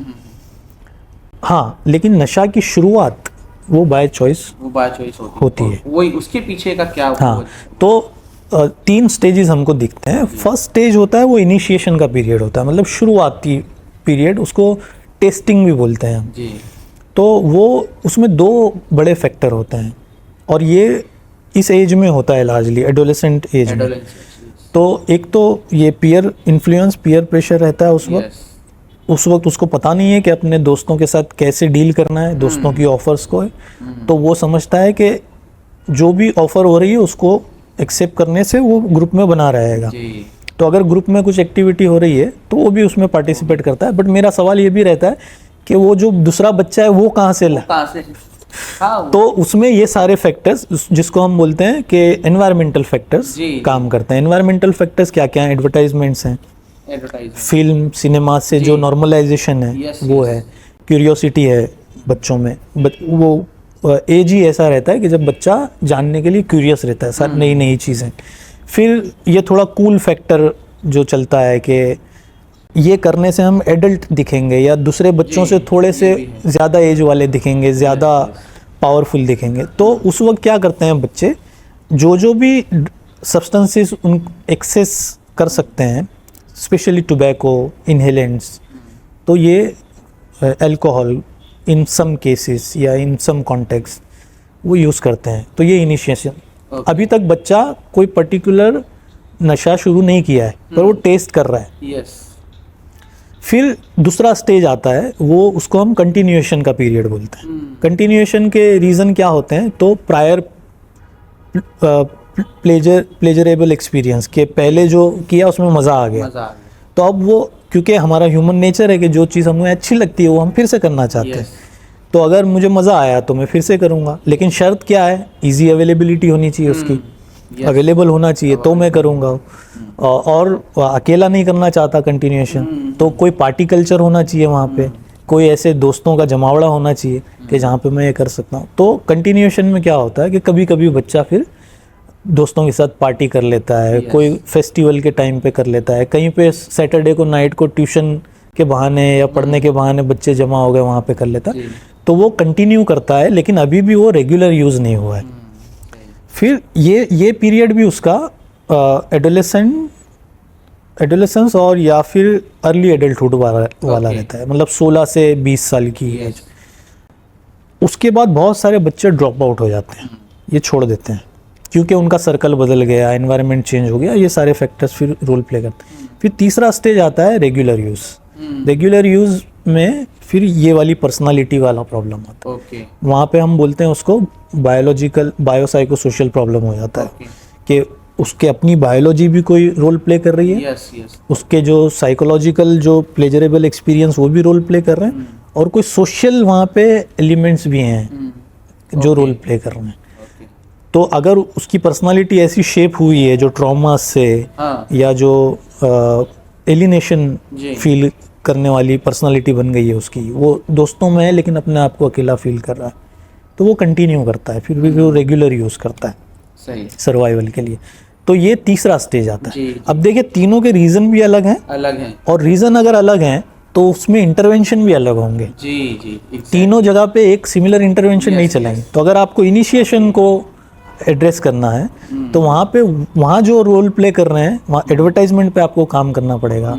ये जो OTT प्लेटफॉर्म ने अभी गंद मचा के रखी है, इसको एड्रेस करना पड़ेगा। प्लेटफॉर्म, हाँ, बच्चों को वो स्किल्स सिखानी पड़ेंगी कि कैसे ना बोलना है या पीयर प्रेशर को कैसे हैंडल करना है। वहाँ के इंटरवेंशंस अलग हैं यहाँ। जी, जी, तो ये सारी चीज़ें इसमें समझने की ज़रूरत है। एजाज भाई, अब इसके बाद एक स्पेसिफिक सवाल है और बड़ा प्रैक्टिकल सा भी है कि आपका एनालिसिस और आपका नॉलेज क्या कहता है इस बारे में कि ये जो व्यसन है, क्या ये थोड़ा इंटरेस्टिंग फैक्ट भी रहेगा अगर आता हो हमारे सामने, और हो सकता है कि जिनके ताल्लुक से आए वो ज़्यादा अवेयर भी हों कि क्या ये कम्युनिटीज़ में अलग अलग इसका वो रेशियो है, कम्युनिटीज़ में भी और इलाका वाइज भी। जैसे अभी आपने कहा ना कि इसको बहुत स्पेसिफिक देखने की ज़रूरत है, तो हम कम्युनिटी स्पेसिफिक देखें, हम फिर वो जो सेक्शन स्पेसिफिक देखें कि क्या अमीरों में बहुत ज़्यादा है, गरीबों में कम है, या गरीबों में ज़्यादा है,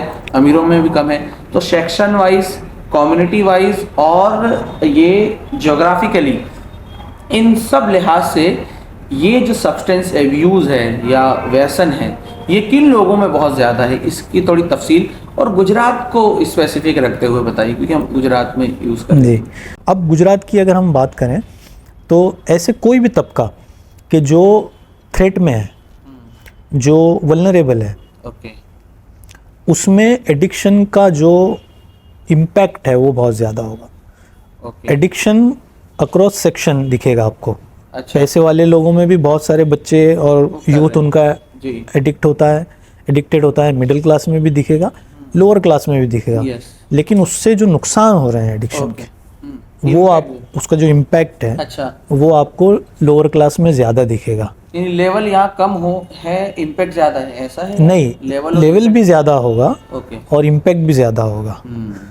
मिडिल क्लास में, तीनों क्लास में से मिडिल क्लास में कम दिखता है। अच्छा, क्योंकि middle class certain middle class value, वो मिडिल में रहते हैं ना, Yes, तो yes. मिडिल क्लास वैल्यूज पे चलता है वो। जी, जी, अपर क्लास में ज़्यादा दिखेगा, लोअर क्लास में बहुत ज़्यादा दिखेगा। लेकिन इम्पैक्ट के लिहाज से मार्जिनलाइज, अब जो मार्जिनलाइज तबके हैं, सबसे ज़्यादा जो मार्जिनलाइज तबका है वो है स्ट्रीट ड्वेलर्स, जी, जो सड़कों पे रह रहे हैं, जिनका कोई पूछने वाला नहीं है, जिनको हमने मतलब सोसाइटी से ही अलग थलग कर दिया है, जिनको सच में हमने मार्जिन पे भी नहीं, मार्जिन से भी और पता नहीं कहाँ पे उनकी जगह है। मैं समझ ही नहीं पाता हूँ कि हम उनको इंसान समझते हैं क्या नहीं, लेकिन उनमें एडिक्शन का जो रेट है वो बहुत हाई है। उसके बाद फिर ऐसे तबके के जिनको हमने सोशली, पॉलिटिकली, इकोनॉमिकली मार्जिन पे रखा है, जैसे दलितों में, आदिवासियों में, मुस्लिम्स में आपको ये दिखेंगे। एडिक्शन के विक्टिम्स बहुत दिखेंगे और उसका इम्पैक्ट भी उनमें ज़्यादा है, क्योंकि उनके पास कोई मैकेनिज़्म नहीं है उसको एड्रेस करने का। तो और फिर सब्सटेंसेस भी अलग अलग होते हैं। जैसे आदिवासियों में देखेंगे आप तो लीकर का एडिक्शन, तो दलित इलाकों में भी काफ़ी सारे, जो ओबीसी में ठाकुर कम्युनिटी, दूसरी कम्युनिटीज़ में दिखेगा। तो मैं ये बोलना चाह रहा हूँ कि सब्सटेंसेस भी अलग अलग हैं। अब देखिए, मुस्लिम्स का बहुत इंटरेस्टिंग केस है। मुस्लिमों में दारू नहीं मिलेगा आपको। दारू बेचेंगे, बेचने वाले हैं, लेकिन पीने वाले बहुत कम मिलेंगे आपको। पूरी दुनिया में सबसे कम दारू कहाँ पिया जाता है पता है आपको? अफगानिस्तान में। पूरी दुनिया में सबसे कम 0.1% लोग दारू पीते हैं वहाँ पे। तो जो कल्चरल जो कैपिटल है या कल्चरल जो फैक्टर हैं वो रोल प्ले कर रहे हैं। लेकिन फिर शिफ्ट हुआ ड्रग पे। अभी देखो, हमारे जो मुस्लिम यूथ है, नया यूथ, वो ज़्यादातर ड्रग की तरफ जा रहा है, क्योंकि वो दारू पीना हराम है। बहुत सारे लड़कों से मैं मिला, वो बोलते हैं नहीं दारू तो हराम है, ड्रग मकरू है। उसको किसी ने ऐसा समझाया है। तो वो समझता है कि ये थोड़ा एक्सेप्टेड है रिलीजियसली। बहुत इम्पोर्टेंट, हाँ, इम्पोर्टेंट और प्रॉब्लम है ये। हम कम्युनिकेट नहीं कर पाए हैं। हम उस कंसेप्ट को सही से वहां तक पहुंचा नहीं पाए। हमारे यहाँ गुजरात में व्यसन को लेकर कौन से कानून हैं, कौन सी पॉलिसीज हैं, वो भी हमारे लोगों के सामने आया तो अच्छा है, ताकि जो लोगों को बता सकें। उसकी भी कमी है, लोगों नहीं मालूम है, तो इसके बारे में थोड़ा बताइए, वो नीतियां क्या हैं और वो कानून क्या क्या है हमारे यहाँ। तो सब्सटेंस वाइज देखें तो टोबैको के लिए 2003 में कोटपा कानून आया, cigarettes and other tobacco products act. उसके बाद 2008 में फिर एक प्रोग्राम बना, national tobacco control programme, NTCP बोलते हैं उसको। तो लॉ क्या करता है, उसके सप्लाई पे और एडवर्टाइजमेंट, प्रमोशन, सारी चीज़ों को रेगुलेट करता है। क्योंकि वो बैन नहीं किया है उसने, सिर्फ एक चीज़ बैन किया है, बच्चों को देना। 18 का एक वो क्राइटेरिया है, उसके नीचे के माइनर माने जाते हैं और उनको देना वो प्रोहिबिटेड है। और एडवर्टाइजमेंट भी प्रोहिबिट किया है कोटपा ने, कि टोबैको की आप एडवर्टाइजमेंट नहीं कर सकते। अच्छा। हाँ, और ये भी देखिए बहुत इंटरेस्टिंग है, और ये आपके व्यूअर्स तक जाना चाहिए बात। जी इंटरेस्टिंगली क्या हो रहा है, मैंने उस पर कुछ काम भी किया था, सरोगेट एडवर्टाइजमेंट भी बैन है। अच्छा हाँ, मतलब कि आप टोबैको की जो ब्रांड है, नेम है, वो उससे कोई दूसरी चीज़ भी नहीं बेच सकते हैं। जी ओके सरोगेट हो गया वो, यस यस कि आप एक्चुअल में अपनी टोबैको की ब्रांड की एडवर्टाइजमेंट कर रहे हैं। हाँ, लेकिन गुजरात में देखिए आप, स्पेशली अहमदाबाद में AMTS बसों पे क्या हो रहा है ना, विमल की ऐड, राजश्री की ऐड, वो सब चलती है। अच्छा, नीचे हल्के से वो इलायची लिखा हुआ है, आप देखोगे ध्यान से तो इलायची लिखा हुआ जी रहता है। जी और केसर से जोड़ दिया है, केसर से जोड़ दिया है। विमल वानी केसर। हाँ, तो ये एक्चुअली इलीगल है। ओके जब हम कॉरपोरेशन के साथ, वहाँ के ऑफिसर्स के साथ बात किए इसकी, हमने फॉर्मल एप्लीकेशन भी दिया था, मेमोरेंडम दिया था, तो वहाँ से हमको ये जवाब मिला कि हम नहीं कर रहे हैं। अच्छा, ये इन्होंने क्यों बोला, क्योंकि 2011 में गुजरात हाई कोर्ट ने ST और AMTS दोनों को बोला था कि आप ये प्रोहिबिटेड है, इसको उतार दो एडवर्टाइजमेंट। तो इन्होंने बोला हम नहीं कर रहे हैं, हमने तो कॉन्ट्रैक्ट पे दे दिया है, जी अब कॉन्ट्रैक्टर कर रहे हैं वो एडवर्टाइजमेंट सेक्टर कॉन्ट्रैक्ट पे दे दिया। हाँ, वो बसें भी कॉन्ट्रैक्ट पे दी है और उसकी एडवर्टाइजमेंट भी कॉन्ट्रैक्ट पे दी है, तो कॉन्ट्रैक्टर कर रहे हैं। हालांकि वो ये प्रोविजन कर सकते हैं कि हाँ, कॉन्ट्रैक्ट का एक प्रोविजन है, बट नहीं कर रहे हैं क्योंकि उसका एक बहुत बड़ा इनकम है यस यस एडवर्टाइजमेंट का। तो ये भी बैन है कोटपा में। फिर स्कूल के आसपास 100 स्क्वायर यार्ड में आप टोबैको नहीं बेच सकते हैं, सेक्शन 6B। ओके तो ये लॉ है कि जो सप्लाई को रेगुलेट करता है। सही। और NTCP क्या करता है, ये टोबैको कंट्रोल प्रोग्राम जो अवेयरनेस और एजुकेशन पे काम करता है, और इवन जो लोग टोबैको छोड़ना चाहते हैं उनको सपोर्ट के लिए सेशन सेंटर बनाने की, क्लिनिक बनाने की बात है उसमें। तो उसके हिसाब से हर स्कूल में अवेयरनेस के प्रोग्राम चलने चाहिए। जो लोग छोड़ना चाहते हैं वो डिस्ट्रिक्ट में कम से कम एक ऐसा सेंटर होना चाहिए कि जहाँ पे जाके छोड़ सके। अच्छा। गुजरात में बहुत टाइम तक नहीं था, लेकिन अभी 1-2 साल से LG हॉस्पिटल में ऐसा एक सेंटर है, जिनको टोबैको छोड़ना है वो वहाँ पे जाके कर सकते हैं। तो ये टोबैको के कॉन्टेक्स्ट में पॉलिसी और एक लॉ है। फिर एक और मिनेस जो नया शुरू हुआ है टोबैको का, वो है वेपिंग। आपने नाम सुना होगा, इलेक्ट्रॉनिक सिगरेट्स, जी है ना।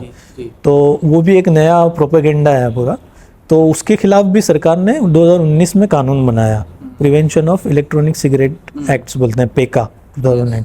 उसने बैन कर दिया है, लेकिन अभी इलीगली अवेलेबल है और बच्चे कंज्यूम भी करते हैं उसको। तो वो एक लॉ है। अल्कोहल का तो सबको पता है, प्रोहिबिशन का कानून है यहाँ पे, उसके हिसाब से पीना बेचना दोनों सज़ा है। और जिनको निकलना हो इसमें से, ट्रीटमेंट लेना हो, उसके लिए ड्रग और अल्कोहल का दोनों मिला के एक पुरानी पॉलिसी है, उसको बोलते हैं scheme for prevention of alcoholism and substance abuse.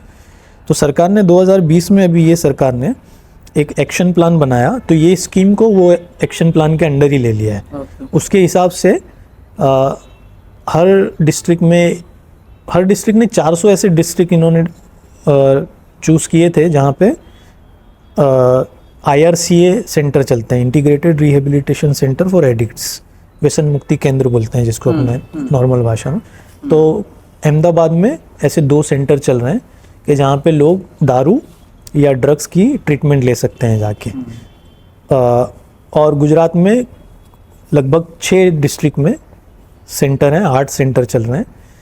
27 district ऐसे हैं कि जहाँ पे सेंटर नहीं है, लेकिन उसको एड्रेस करने के लिए सरकार ने 1.5-2 साल पहले एक एफर्ट डाला था कि हर डिस्ट्रिक्ट में एक DDCA, district de addiction centre, DDAC, ये शुरू करना था। उसके लिए एप्लीकेशन मंगाए थे, पर उसके जो क्राइटेरिया उन्होंने ऐसा रखा था कि उस एप्लीकेशन आए नहीं, पर वो प्रोसेस अभी चालू है।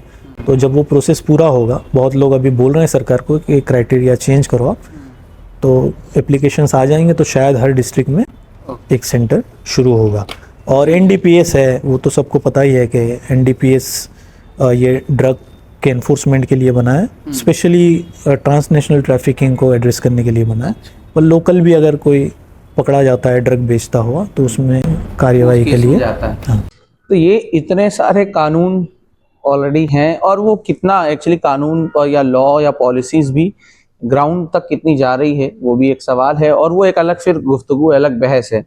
वहाँ ना जाते हुए मेरा एक स्पेसिफिक सवाल ये भी है कि हमारी सारी कोशिशें, हमारा सारा जो स्ट्रगल है, वो नशे, जो लोग एडिक्टेड हो गए हैं उनको नशे से छुड़ाने के लिए ज़्यादा हो रहा है। इसके लिए क्या हम कदम उठा सकते हैं कि लोग नशे की तरफ जाएं ही ना?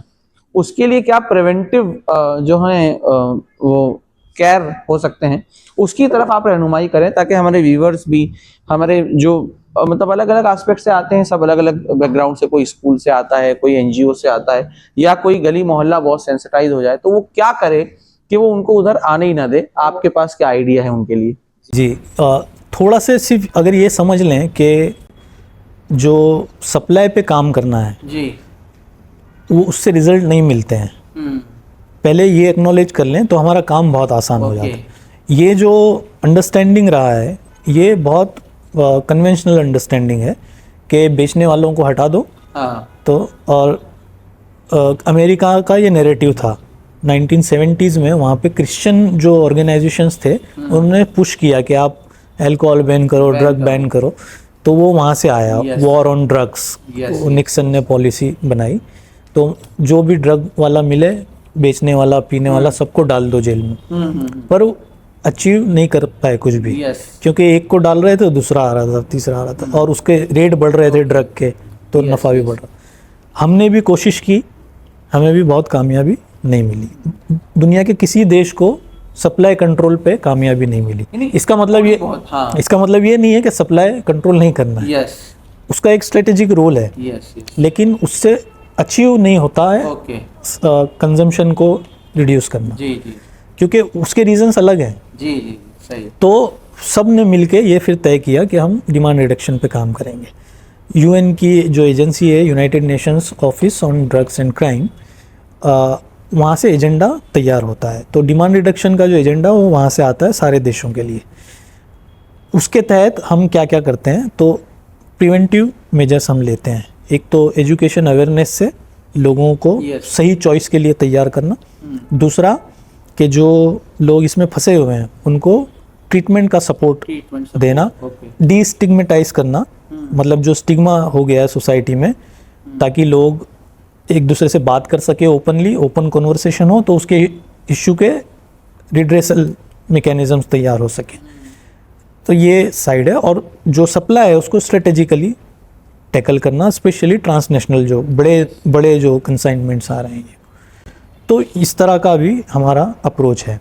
अब इसमें क्या है कि ये जो एडिक्शन सेंटर है वहाँ पे हम इनको भेज सकते हैं, और सरकार क्या करती है, स्कूल्स, कॉलेजेस में, कम्युनिटीज़ में जाके अवेयरनेस करती है। पर मेजर प्रॉब्लम क्या है कि जो नॉलेज है, इवन सरकार के पास भी जो नॉलेज है वो तो कन्वेंशनल है जी, उसमें जो पिचिंग है वो भी कन्वेंशनल है, तो वो अपील नहीं करता है ना, क्योंकि उसमें लोकल कॉन्टेक्स्ट नहीं है। आपने क्या किया है, वो जो आईईसी मटेरियल यूएनओडीसी ने आपको सजेस्ट किया है उसको यहाँ पे हिंदी में, गुजराती में कर दिया और लोगों को बता रहे हैं, है ना।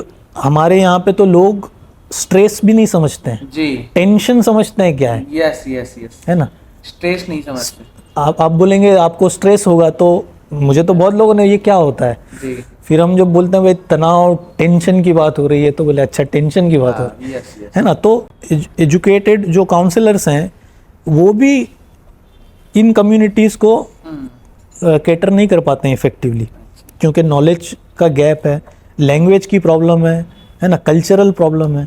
तो इसलिए मेरा और हमारे साथ जो भी काम करना है, हम सबका अंडरस्टैंडिंग ये बना है कि इस इश्यू पे लोकल जो एफर्ट्स हैं वो ज़्यादा इफेक्टिव हैं, ना कि डिस्ट्रिक्ट लेवल के, स्टेट लेवल के या नेशनल लेवल के, क्योंकि उसमें डिस्कनेक्ट है लोकल लेवल। तो लोकल लेवल क्या है, तो हमारी कम्युनिटी है भाई, एक जुहापुरा कम्युनिटी है, यहाँ पे 10 लोग आइडेंटिफाई कर रहे हैं ये प्रॉब्लम है, राइट।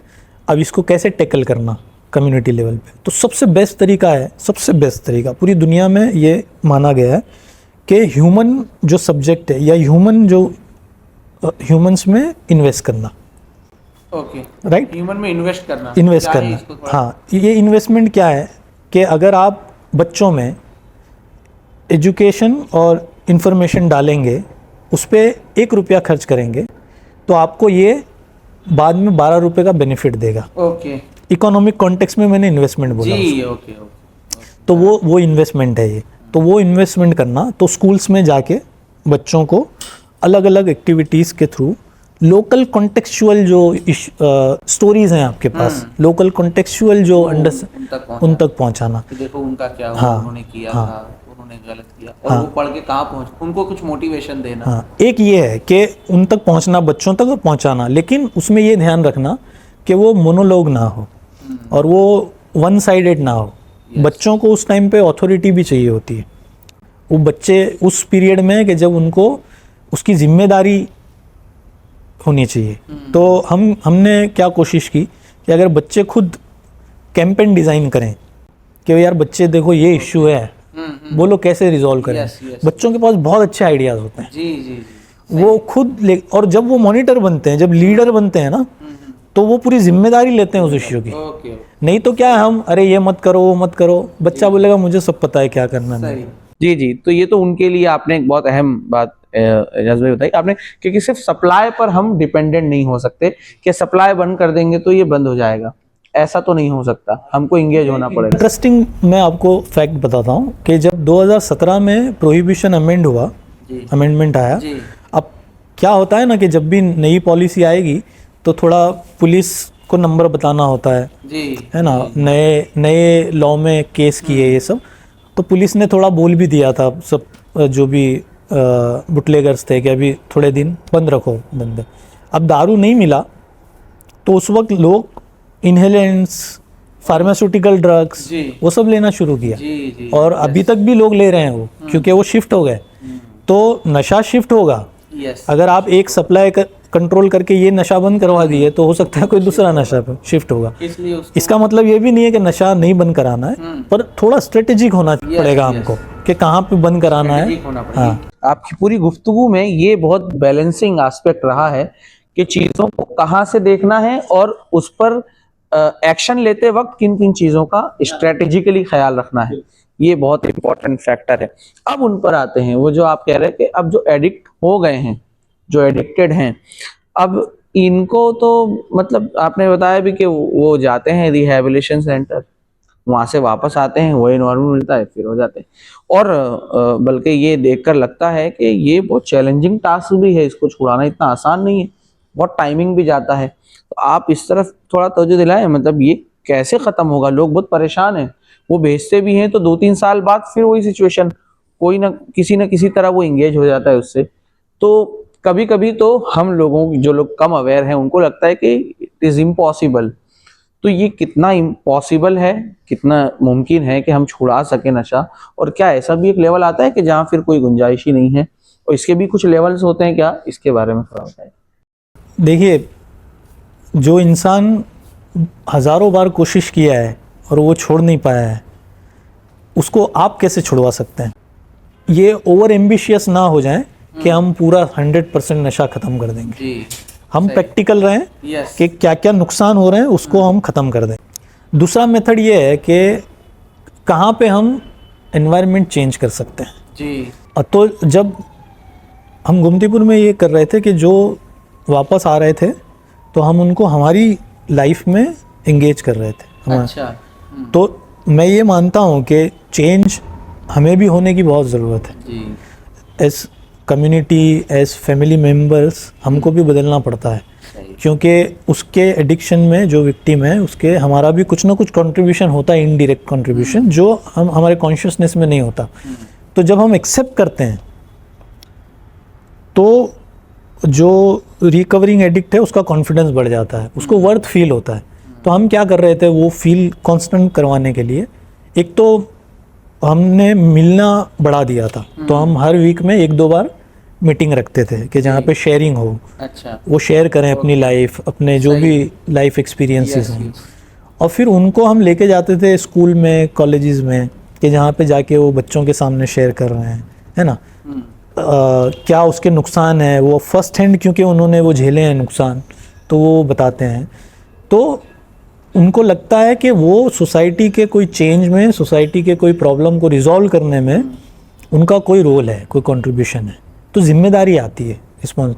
तो वो जो सोशल एक तरह का प्रेशर होता है या जिम्मेदारी होती है, उससे भी हम रिलैप्स होने से बचते हैं। और फिर एक पीरियड अगर निकल गया, अब आप एक दूसरे एनवायरनमेंट में सेट हो गए आप, जहाँ पे आपको इज्जत मिल रही है, रिस्पेक्ट मिल रहा है, रिस्पॉन्स मिल रहा है, तो फिर पूरे चांस होते हैं। तो उसका अब आपने वो उसका एक जिक्र कर ही दिया है, उसको आपने मेंशन किया, गोमतीपुर में जो पूरा डी एडिक्शन अभियान आपने चलाया था कैंपेन, तो उसका इम्पैक्ट क्या हुआ उसके बारे में बताइए कि क्या कुछ उसमें से कितने लोगों को इससे रिलीफ हुए, इससे बाहर आए, और जो लोग नहीं आ पाए तो उसके बंद हो जाने की, उस कैंपेन के या उसके असरात ना पड़ने की क्या वजह रही, उसका एक शॉर्ट एनालिसिस आप रखेंगे ना तो मेरे ख्याल से बहुत अच्छा रहेगा लोगों को। तो ऑब्जेक्टिवली अगर मैं देखता हूँ तो वो फेलियर था। अच्छा, ऑब्जेक्टिवली अगर देखो, क्योंकि ऑब्जेक्टिव क्या था हमारा कि हम गोमतीपुर में जो भी लोग नशे से निकलना चाहते हैं उनको निकालें, लेकिन हम नहीं निकाल पाए, ये तो ऑब्जेक्टिवली वो फेलियर था। लेकिन वो काम करते करते बहुत सारी चीज़ें जो समझ में आई वो हमारा अचीवमेंट था। तो पहली चीज़ समझ में ये आई कि जो लोकल कॉन्टेक्स्ट है वो कितना इम्पोर्टेंट, कि जो पॉलिसीज़ हम स्टेट लेवल पे बना रहे हैं, सिटी लेवल पे बना के इम्प्लीमेंट करना चाह रहे हैं, ऊपर से लादना चाह रहे हैं, वो कुछ काम नहीं करेंगे। क्योंकि लोकल एक इंसान ने इसलिए भी दारू पीना शुरू किया क्योंकि उसको रात को नींद नहीं आ रही है, वो रात का काम है उसका, वो ऐसे हैजार्डस भट्टी में काम कर रहा है या लकड़े के साथ जलाने के साथ काम कर रहा है, तो इन्फ्लेमेशन हो रहा है, उसको नींद नहीं आ रही। ये लोकल कॉन्टेक्स्ट है। तो जब तक मैं उसके इकोनॉमिक एक्टिविटी चेंज नहीं करूँगा या वहाँ पे उसको सेफ्टी मिले उसकी वो एक्टिविटी में, वो आँखों को कैसे सेफ रख सके, बॉडी को कैसे सेफ रख सके, तब तक मैं उसको नशा छुड़वा सकता हूँ? नहीं छुड़वा सकता, क्योंकि उसका एक एक्ट कर रहा है वो, और उससे जो प्रॉब्लम्स हो रही हैं उसको दूसरे तरीके से नशा करके एड्रेस, कॉन्टेक्चुअल और स्पेसिफिक मेजर्स की ज़रूरत है। हाँ, तो ये फर्स्ट लर्निंग था हमारा। दूसरा लर्निंग था कि लार्जली क्या हो रहा है ना, कि हम सोसाइटी में लोगों को किसी न किसी बहाने से या किसी न किसी तरीके से अपने से दूर कर रहे हैं। क्यों? क्योंकि रेस लगी हुई है, मुझे आगे रहना है, और वो आगे मैं कैसे रहूं? तो कभी मैं ज़ात बता के आगे रहता हूं, कभी मैं अपना पैसा बता के आगे रहता हूं, कभी अपने कॉन्टेक्ट्स बता के आगे रहता हूं, है ना। तो ये एलिनेशन ला रहा है लोगों में। अच्छा, तो जो लोग कभी अपना नॉलेज बता के मैं आगे रहना चाह रहा हूँ, तो जिनके पास ये सब नहीं है, नॉलेज नहीं है, अपनी ऊंची जात नहीं है, उनके पास पैसा नहीं है, उनके पास नेटवर्क नहीं है, तो वो क्या करेंगे? वो एलिनेटेड फील कर रहे हैं जी। तो वहाँ पे कम्युनिटी में हम पूरी दुनिया नहीं बदल सकते हैं, लेकिन देखिए हम जहाँ पे रह रहे हैं वहाँ पे हम काम कर सकते हैं इस पे, कि लोगों को जोड़ें, जात पात से निकालें, ये नॉलेज का जो हायरार्की बना हुआ है उससे निकालें, है ना। मजदूर और जो टीचर है वो दोनों साथ में मिलके बैठें, बातें करें, खाएं, क्या प्रॉब्लम है? जी। तो जब वर्थ फील होता है इंसान को, इंसान के साथ के रिश्ते में मज़ा आता है, तो फिर नशे के से मज़ा सेकेंडरी हो जाता है। तो ये भी एक लर्निंग हुआ वहाँ पे, कि जब रिकवरिंग जो एडिक्ट्स आ रहे थे, जब हम उनके साथ एक बराबरी की तरह हम माहौल बना रहे थे, तो उनमें बहुत कॉन्फिडेंस आ रहा था, और वो पहली बार हमको बोल रहे थे कि हमको पहली बार ऐसा लग रहा है कि हम इंसान हैं, जी रहे हैं। तो ये बहुत अमेजिंग फीलिंग था। तो ये जो लर्निंग था हमारे लिए, अपने लिए, वो उसका अचीवमेंट। तो वो रिहेबिलिटेशन सेंटर किसी को भेजना हो तो आप इसको थोड़ा शॉर्ट में बता दीजिएगा, स्पेसिफिकली रिहेबिलिटेशन सेंटर क्या काम करता है, कितना टाइम लेता है, इसके बारे में। तो जो रिहेबिलिटेशन सेंटर्स हैं ये वाले IRCA, ये सरकारी एडेड रिहेबिलिटेशन सेंटर्स हैं, NGO चलाते हैं, सरकार ग्रांट देती है। उसमें 2 तरह की ट्रीटमेंट अवेलेबल है, एक इन पेशेंट, एक आउट पेशेंट। वो डिसाइड करते हैं, जब पेशेंट जाता है वहाँ पे अप्रोच करता है, तो उसकी जो कंडीशन है उसके हिसाब से डिसीजन होता है कि इसको इन पेशेंट देना है या आउट पेशेंट में चलेगा। और जो पेशेंट का कंसेंट भी इम्पॉर्टेंट होता है। अगर पेशेंट चाहे कि आउट पेशेंट लेना है तो वो आउट पेशेंट ले सकता है, अगर इन पेशेंट चाहेगा तो इन पेशेंट भी ले सकता है। 21 दिन की ट्रीटमेंट होती है, जिसमें उसको वहाँ पे अकोमोडेशन, ट्रीटमेंट और खाना, ये सब फ्री में होता है वहाँ पे। पर प्रैक्टिकल बहुत सारे चैलेंजेस हैं, NGOs भी जो फेस करती हैं फंड से रिलेटेड, और सरकारी जो पूरा सिस्टम है सबको पता ही है। तो उसकी वजह से कुछ सेंटर्स एक टाइम खाना का एक्सपेक्टेशन हमसे रखते हैं कि हम ही एक टाइम का मैनेज करें, 2 टाइम का वो देते हैं।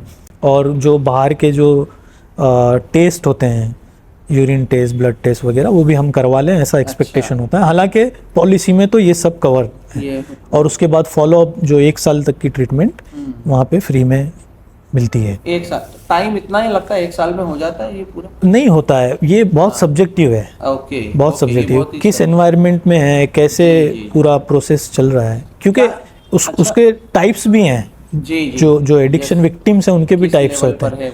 लेवल तो है ही, लेकिन टाइप्स भी हैं।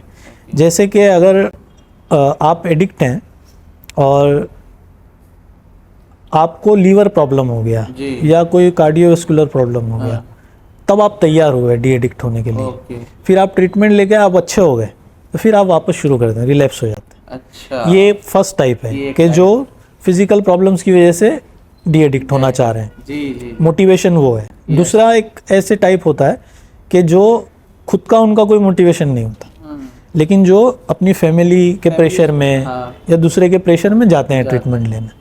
तो समझो मेरी माँ ने मुझे कसम दे दी या बहुत रोई धोई कि अभी छोड़ दे बेटा, नहीं तो मैं मर जाऊंगी वगैरह। अब इनका प्रॉब्लम क्या होता है कि जब ये ट्रीटमेंट में से वापस आते हैं और उसी के साथ झगड़ा हो गया कि जिसकी वजह से छोड़ा है, तो फिर ज़्यादा पीना शुरू करते हैं, ज़्यादा नशा करना कि तेरी वजह से मैंने, है ना।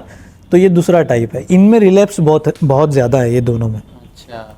तीसरा टाइप जो है जिसमें रिलैप्स कम है, वो है लाइफस्टाइल चेंज वाले, जिनको अंदर से वो होता है कि यार ज़िंदगी अब सही डायरेक्शन में नहीं जा रही है, अच्छी अपॉर्चुनिटी है, अच्छा कुछ स्कोप है, या अच्छा कोई आगे फ्यूचर है मेरा, जिसको मुझे ट्राई करना चाहिए। और फिर जो छोड़ते हैं तो फिर वो वापस आके बहुत साल तक सोबर। मतलब हमको सबसे ज्यादा फोकस इसी एस्पेक्ट पर करना चाहिए कि उसको अंदर से ये फील हो। हाँ, वो उस तरफ पुश करना सारे लोगों को कि you have a better future. ये जो होप है ना, ये होप कैसे जगाना, इस पे हमको काम करना चाहिए। इसी से रिलेटेड एक्चुअली मेरा नेक्स्ट क्वेश्चन है, और ये इम्पोर्टेंट है क्योंकि लोग स्टोरीज देखते हैं, एग्जाम्पल देखते हैं तो मोटिवेट होते हैं, और ऐसा नहीं है कि लोग फील नहीं करते। ऐसे केसेस भी मैंने देखे हैं कि वो फील करते हैं कि कुछ गलत हो रहा है, फैमिली उजड़ जा रही है, मेरी कोई रिस्पेक्ट बाकी नहीं रही, ऐसा लग रहा है मैं एक कीड़े मकोड़ों की तरह ज़िंदगी गुजार रहा हूँ। ये फील करते हैं, सड़कों पे सोते हैं इधर उधर, तो लेकिन वो सर्टेन टाइम तक फील करते हैं, लेकिन जैसे ही उनकी फिजिकल अर्ज या साइकोलॉजिकल अर्ज होती है, वापस वो एडिक्ट हो जाते हैं। तो मैं आपसे ये जानना चाह रहा हूँ, आपके इस पूरे एक्सपीरियंस में सफल स्टोरीज की तरफ भी जरा थोड़ा बताइए। एक स्टोरी हमने अभी सुनी जो बहुत दर्दनाक थी, और वो थोड़ा नेगेटिव स्टोरी, लेकिन सफल स्टोरीज भी रही होंगी, रही होंगी। तो वो क्या सफल स्टोरीज रही जिसने ज़रा चेंज लाया उसकी लाइफ में, वो रखें आप तो बहुत अच्छा लगेगा। दो कहानियाँ याद है मुझे। एक कहानी ये है कि जिसमें एक सीनियर पर्सन थे, आई थिंक 52 के आसपास, और 30 साल या 35 साल पुराना लीकर एडिक्शन था उनका, और उसकी वजह से फिर वो घरों में जो प्रॉब्लम होती है, बच्चे भी सेपरेट हो गए थे और दूर रहते थे, फिर बातचीत भी बंद हो गई थी ग्रेजुअली। तो जब हमने उनको डी एडिक्ट किया, और उसके बाद फिर हमने पहले हमारे उनके साथ रिलेशन ठीक हुए, उनका थोड़ा काउंसलिंग किया कि रिलेशनशिप कितना ज़रूरी है। अच्छा। हालांकि बहुत इमोशनल भी हो जाते थे जब भी बातें करते थे। उनके बच्चों से जाके फिर हम बात किए कि अब ये सोबर हो गए और तुम्हारी सपोर्ट की ज़रूरत है, और तुमको भी बहुत सारी चीज़ें चेंज करनी पड़ेगी जो इनपुट उनसे मिले थे हमको। कि ये कैसे ताने मारे जाते थे मुझे, कैसे मुझे जज किया जाता था मेरे हर काम को, मुझे हमेशा ये फील कराया जाता था कि मैं कुछ वर्थ ही नहीं हूँ ऐसे।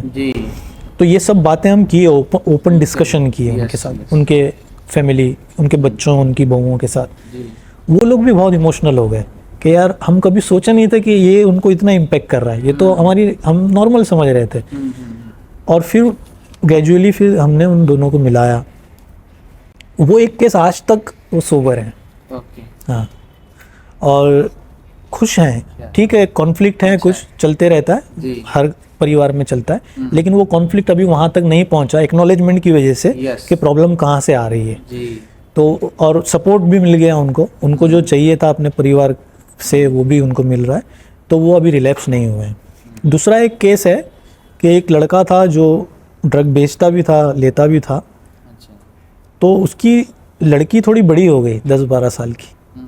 ये हमने न्यूज़पेपर में भी दिया था, इसका बाकायदा स्टोरी हुई है पूरी। हाँ, तो वो लड़की ने जब उसको पूछा उसके फादर को कि पापा आप क्या काम करते हो, मेरे को सब बोलते हैं कि आप कुछ गलत काम करते हो। जी।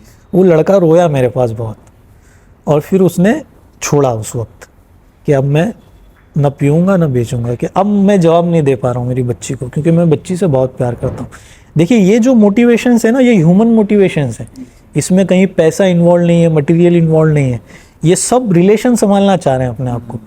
तो अगर हम रिलेशन संभाल लें लोगों के, है ना, जो कॉम्प्लेक्स होते हैं, इजी नहीं होते हैं। परिवार के जो मसले होते हैं बहुत कॉम्प्लेक्स होते हैं, उसमें अलग तरह का ईगो रहता है, अलग तरह के इमोशनल जो प्रॉब्लम्स होते हैं। लेकिन अगर इसको एड्रेस कर सकें हम, तो फिर हम लोगों को हार्म रिडक्शन तक तो ला ही सकते हैं। बिल्कुल बिल्कुल, बहुत इम्पोर्टेंट 2 स्टोरीज बताई, और सेकंड स्टोरीज वाकई में बहुत लोगों को वो ये फील कराएगी कि हमारे यहाँ कौन सी चीज़ कब किसी को ट्रिगर कर जाए और वो उससे मुतासिर होकर एक अच्छा डिसीजन ले ले। और रिलेशन बहुत इम्पोर्टेंट है, सभी के लिए इम्पोर्टेंट होते हैं।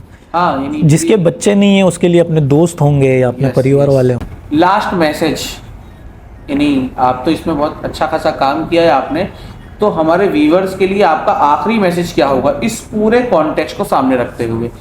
हमको एडिक्शन फ्री सोसाइटी की तरफ आगे बढ़ना है, या हमें, ये तो बहुत बड़ा ख्वाब है, या हमें अपने लोकल सतह पर, इलाकाई सतह पर हमारे यहाँ उसको कम करना है? तो इस पूरे पॉडकास्ट में आपका आखिरी मैसेज हमारे व्यूअर्स के लिए, डॉक्टर एजाज साहब का जो एडिक्शन फील्ड में काम कर रहे हैं, उनका क्या होगा वो बता दीजिए। देखिए, ये क्या कभी समाज एडिक्शन से फ्री हो पाएगा? जी। ये सवाल से ज़्यादा इम्पोर्टेंट सवाल है कि क्या कभी समाज से एक्सप्लॉयटेशन कम हो पाएगा? क्या कभी समाज से हिंसा ख़त्म हो पाएगी? क्या कभी समाज से नाइंसाफ़ी ख़त्म हो पाएगी? क्या कभी समाज से सफ़रिंग और पेन ख़त्म हो पाएगा? अगर ये सब ख़त्म हो सकता है तो फिर एडिक्शन ख़त्म हो जाएगा। जी। तो ये सब ख़त्म करने के लिए हम सबको काम करना पड़ेगा, जिससे हम सब अफेक्टेड भी हैं। हम सब कहीं न किसी स्तर पे नाइंसाफ़ी झेलते हैं, हम सब किसी न किसी स्तर पे हिंसा झेलते हैं, हम सब किसी न किसी स्तर पे जो एक्सप्लॉयटेशन है वो झेलते हैं। लेकिन उसको एड्रेस करने के लिए हम दूसरे से हिंसा करते हैं, हम दूसरे का एक्सप्लॉयटेशन करते हैं, हम दूसरे से नाइंसाफ़ी करते हैं। तो अगर हम सिर्फ ये ना करें, इसका रिस्पॉन्स में हम कलेक्टिवली ये डिसाइड करें कि हम हिंसा ख़त्म करेंगे, हम एक्सप्लॉयटेशन ख़त्म करेंगे, हम नाइंसाफ़ी ख़त्म करेंगे, अगर ये कर सकते हैं हम मिलके, तो फिर एडिक्शन तो उसका आउटकम है, वो ख़त्म हो जाएगा। बहुत बहुत शुक्रिया डॉक्टर एजाज साहब, आपने बहुत ही डिटेल में और बहुत ही माइक्रो लेवल की चीज़ों तक आप गए, और आपने उसकी जड़ में क्या है एडिक्शन की, वहाँ तक का आपने पूरा डिस्कशन हमारे सामने, बहुत फ्रूटफुल डिस्कशन रहा, बहुत रिलेवेंट बातें भी आपकी तरफ से आई। आई होप के हमारे जो व्यूअर्स हैं, वो व्यूअर्स इस डिस्कशन से उनको एक आइडिया मिलेगा कि एडिक्शन के ख़िलाफ़ कैसे फ़ाइट करनी है, अपने आप को, अपने घर वालों को, अपनी कम्युनिटी को, अपने समाज को कैसे बचाना है, एक डायरेक्शन इससे मिलेगा। साथ ही हमारे ये पॉडकास्ट गुजरात में एडिक्शन के ख़िलाफ़ लड़ाई में एक माइलस्टोन साबित होगा, और ये डिस्कशन यहाँ ख़त्म नहीं होगा, बल्कि इससे आगे बढ़कर, जैसा कि आपने कहा कि एक्सपीरियंस से नई नई चीज़ें एक्सप्लोर होती हैं, एक्सप्लोर होंगी और लोग उस सफ़र में आगे बढ़ेंगे। एक बार फिर आपका बहुत बहुत शुक्रिया। Thank you very much. शुक्रिया।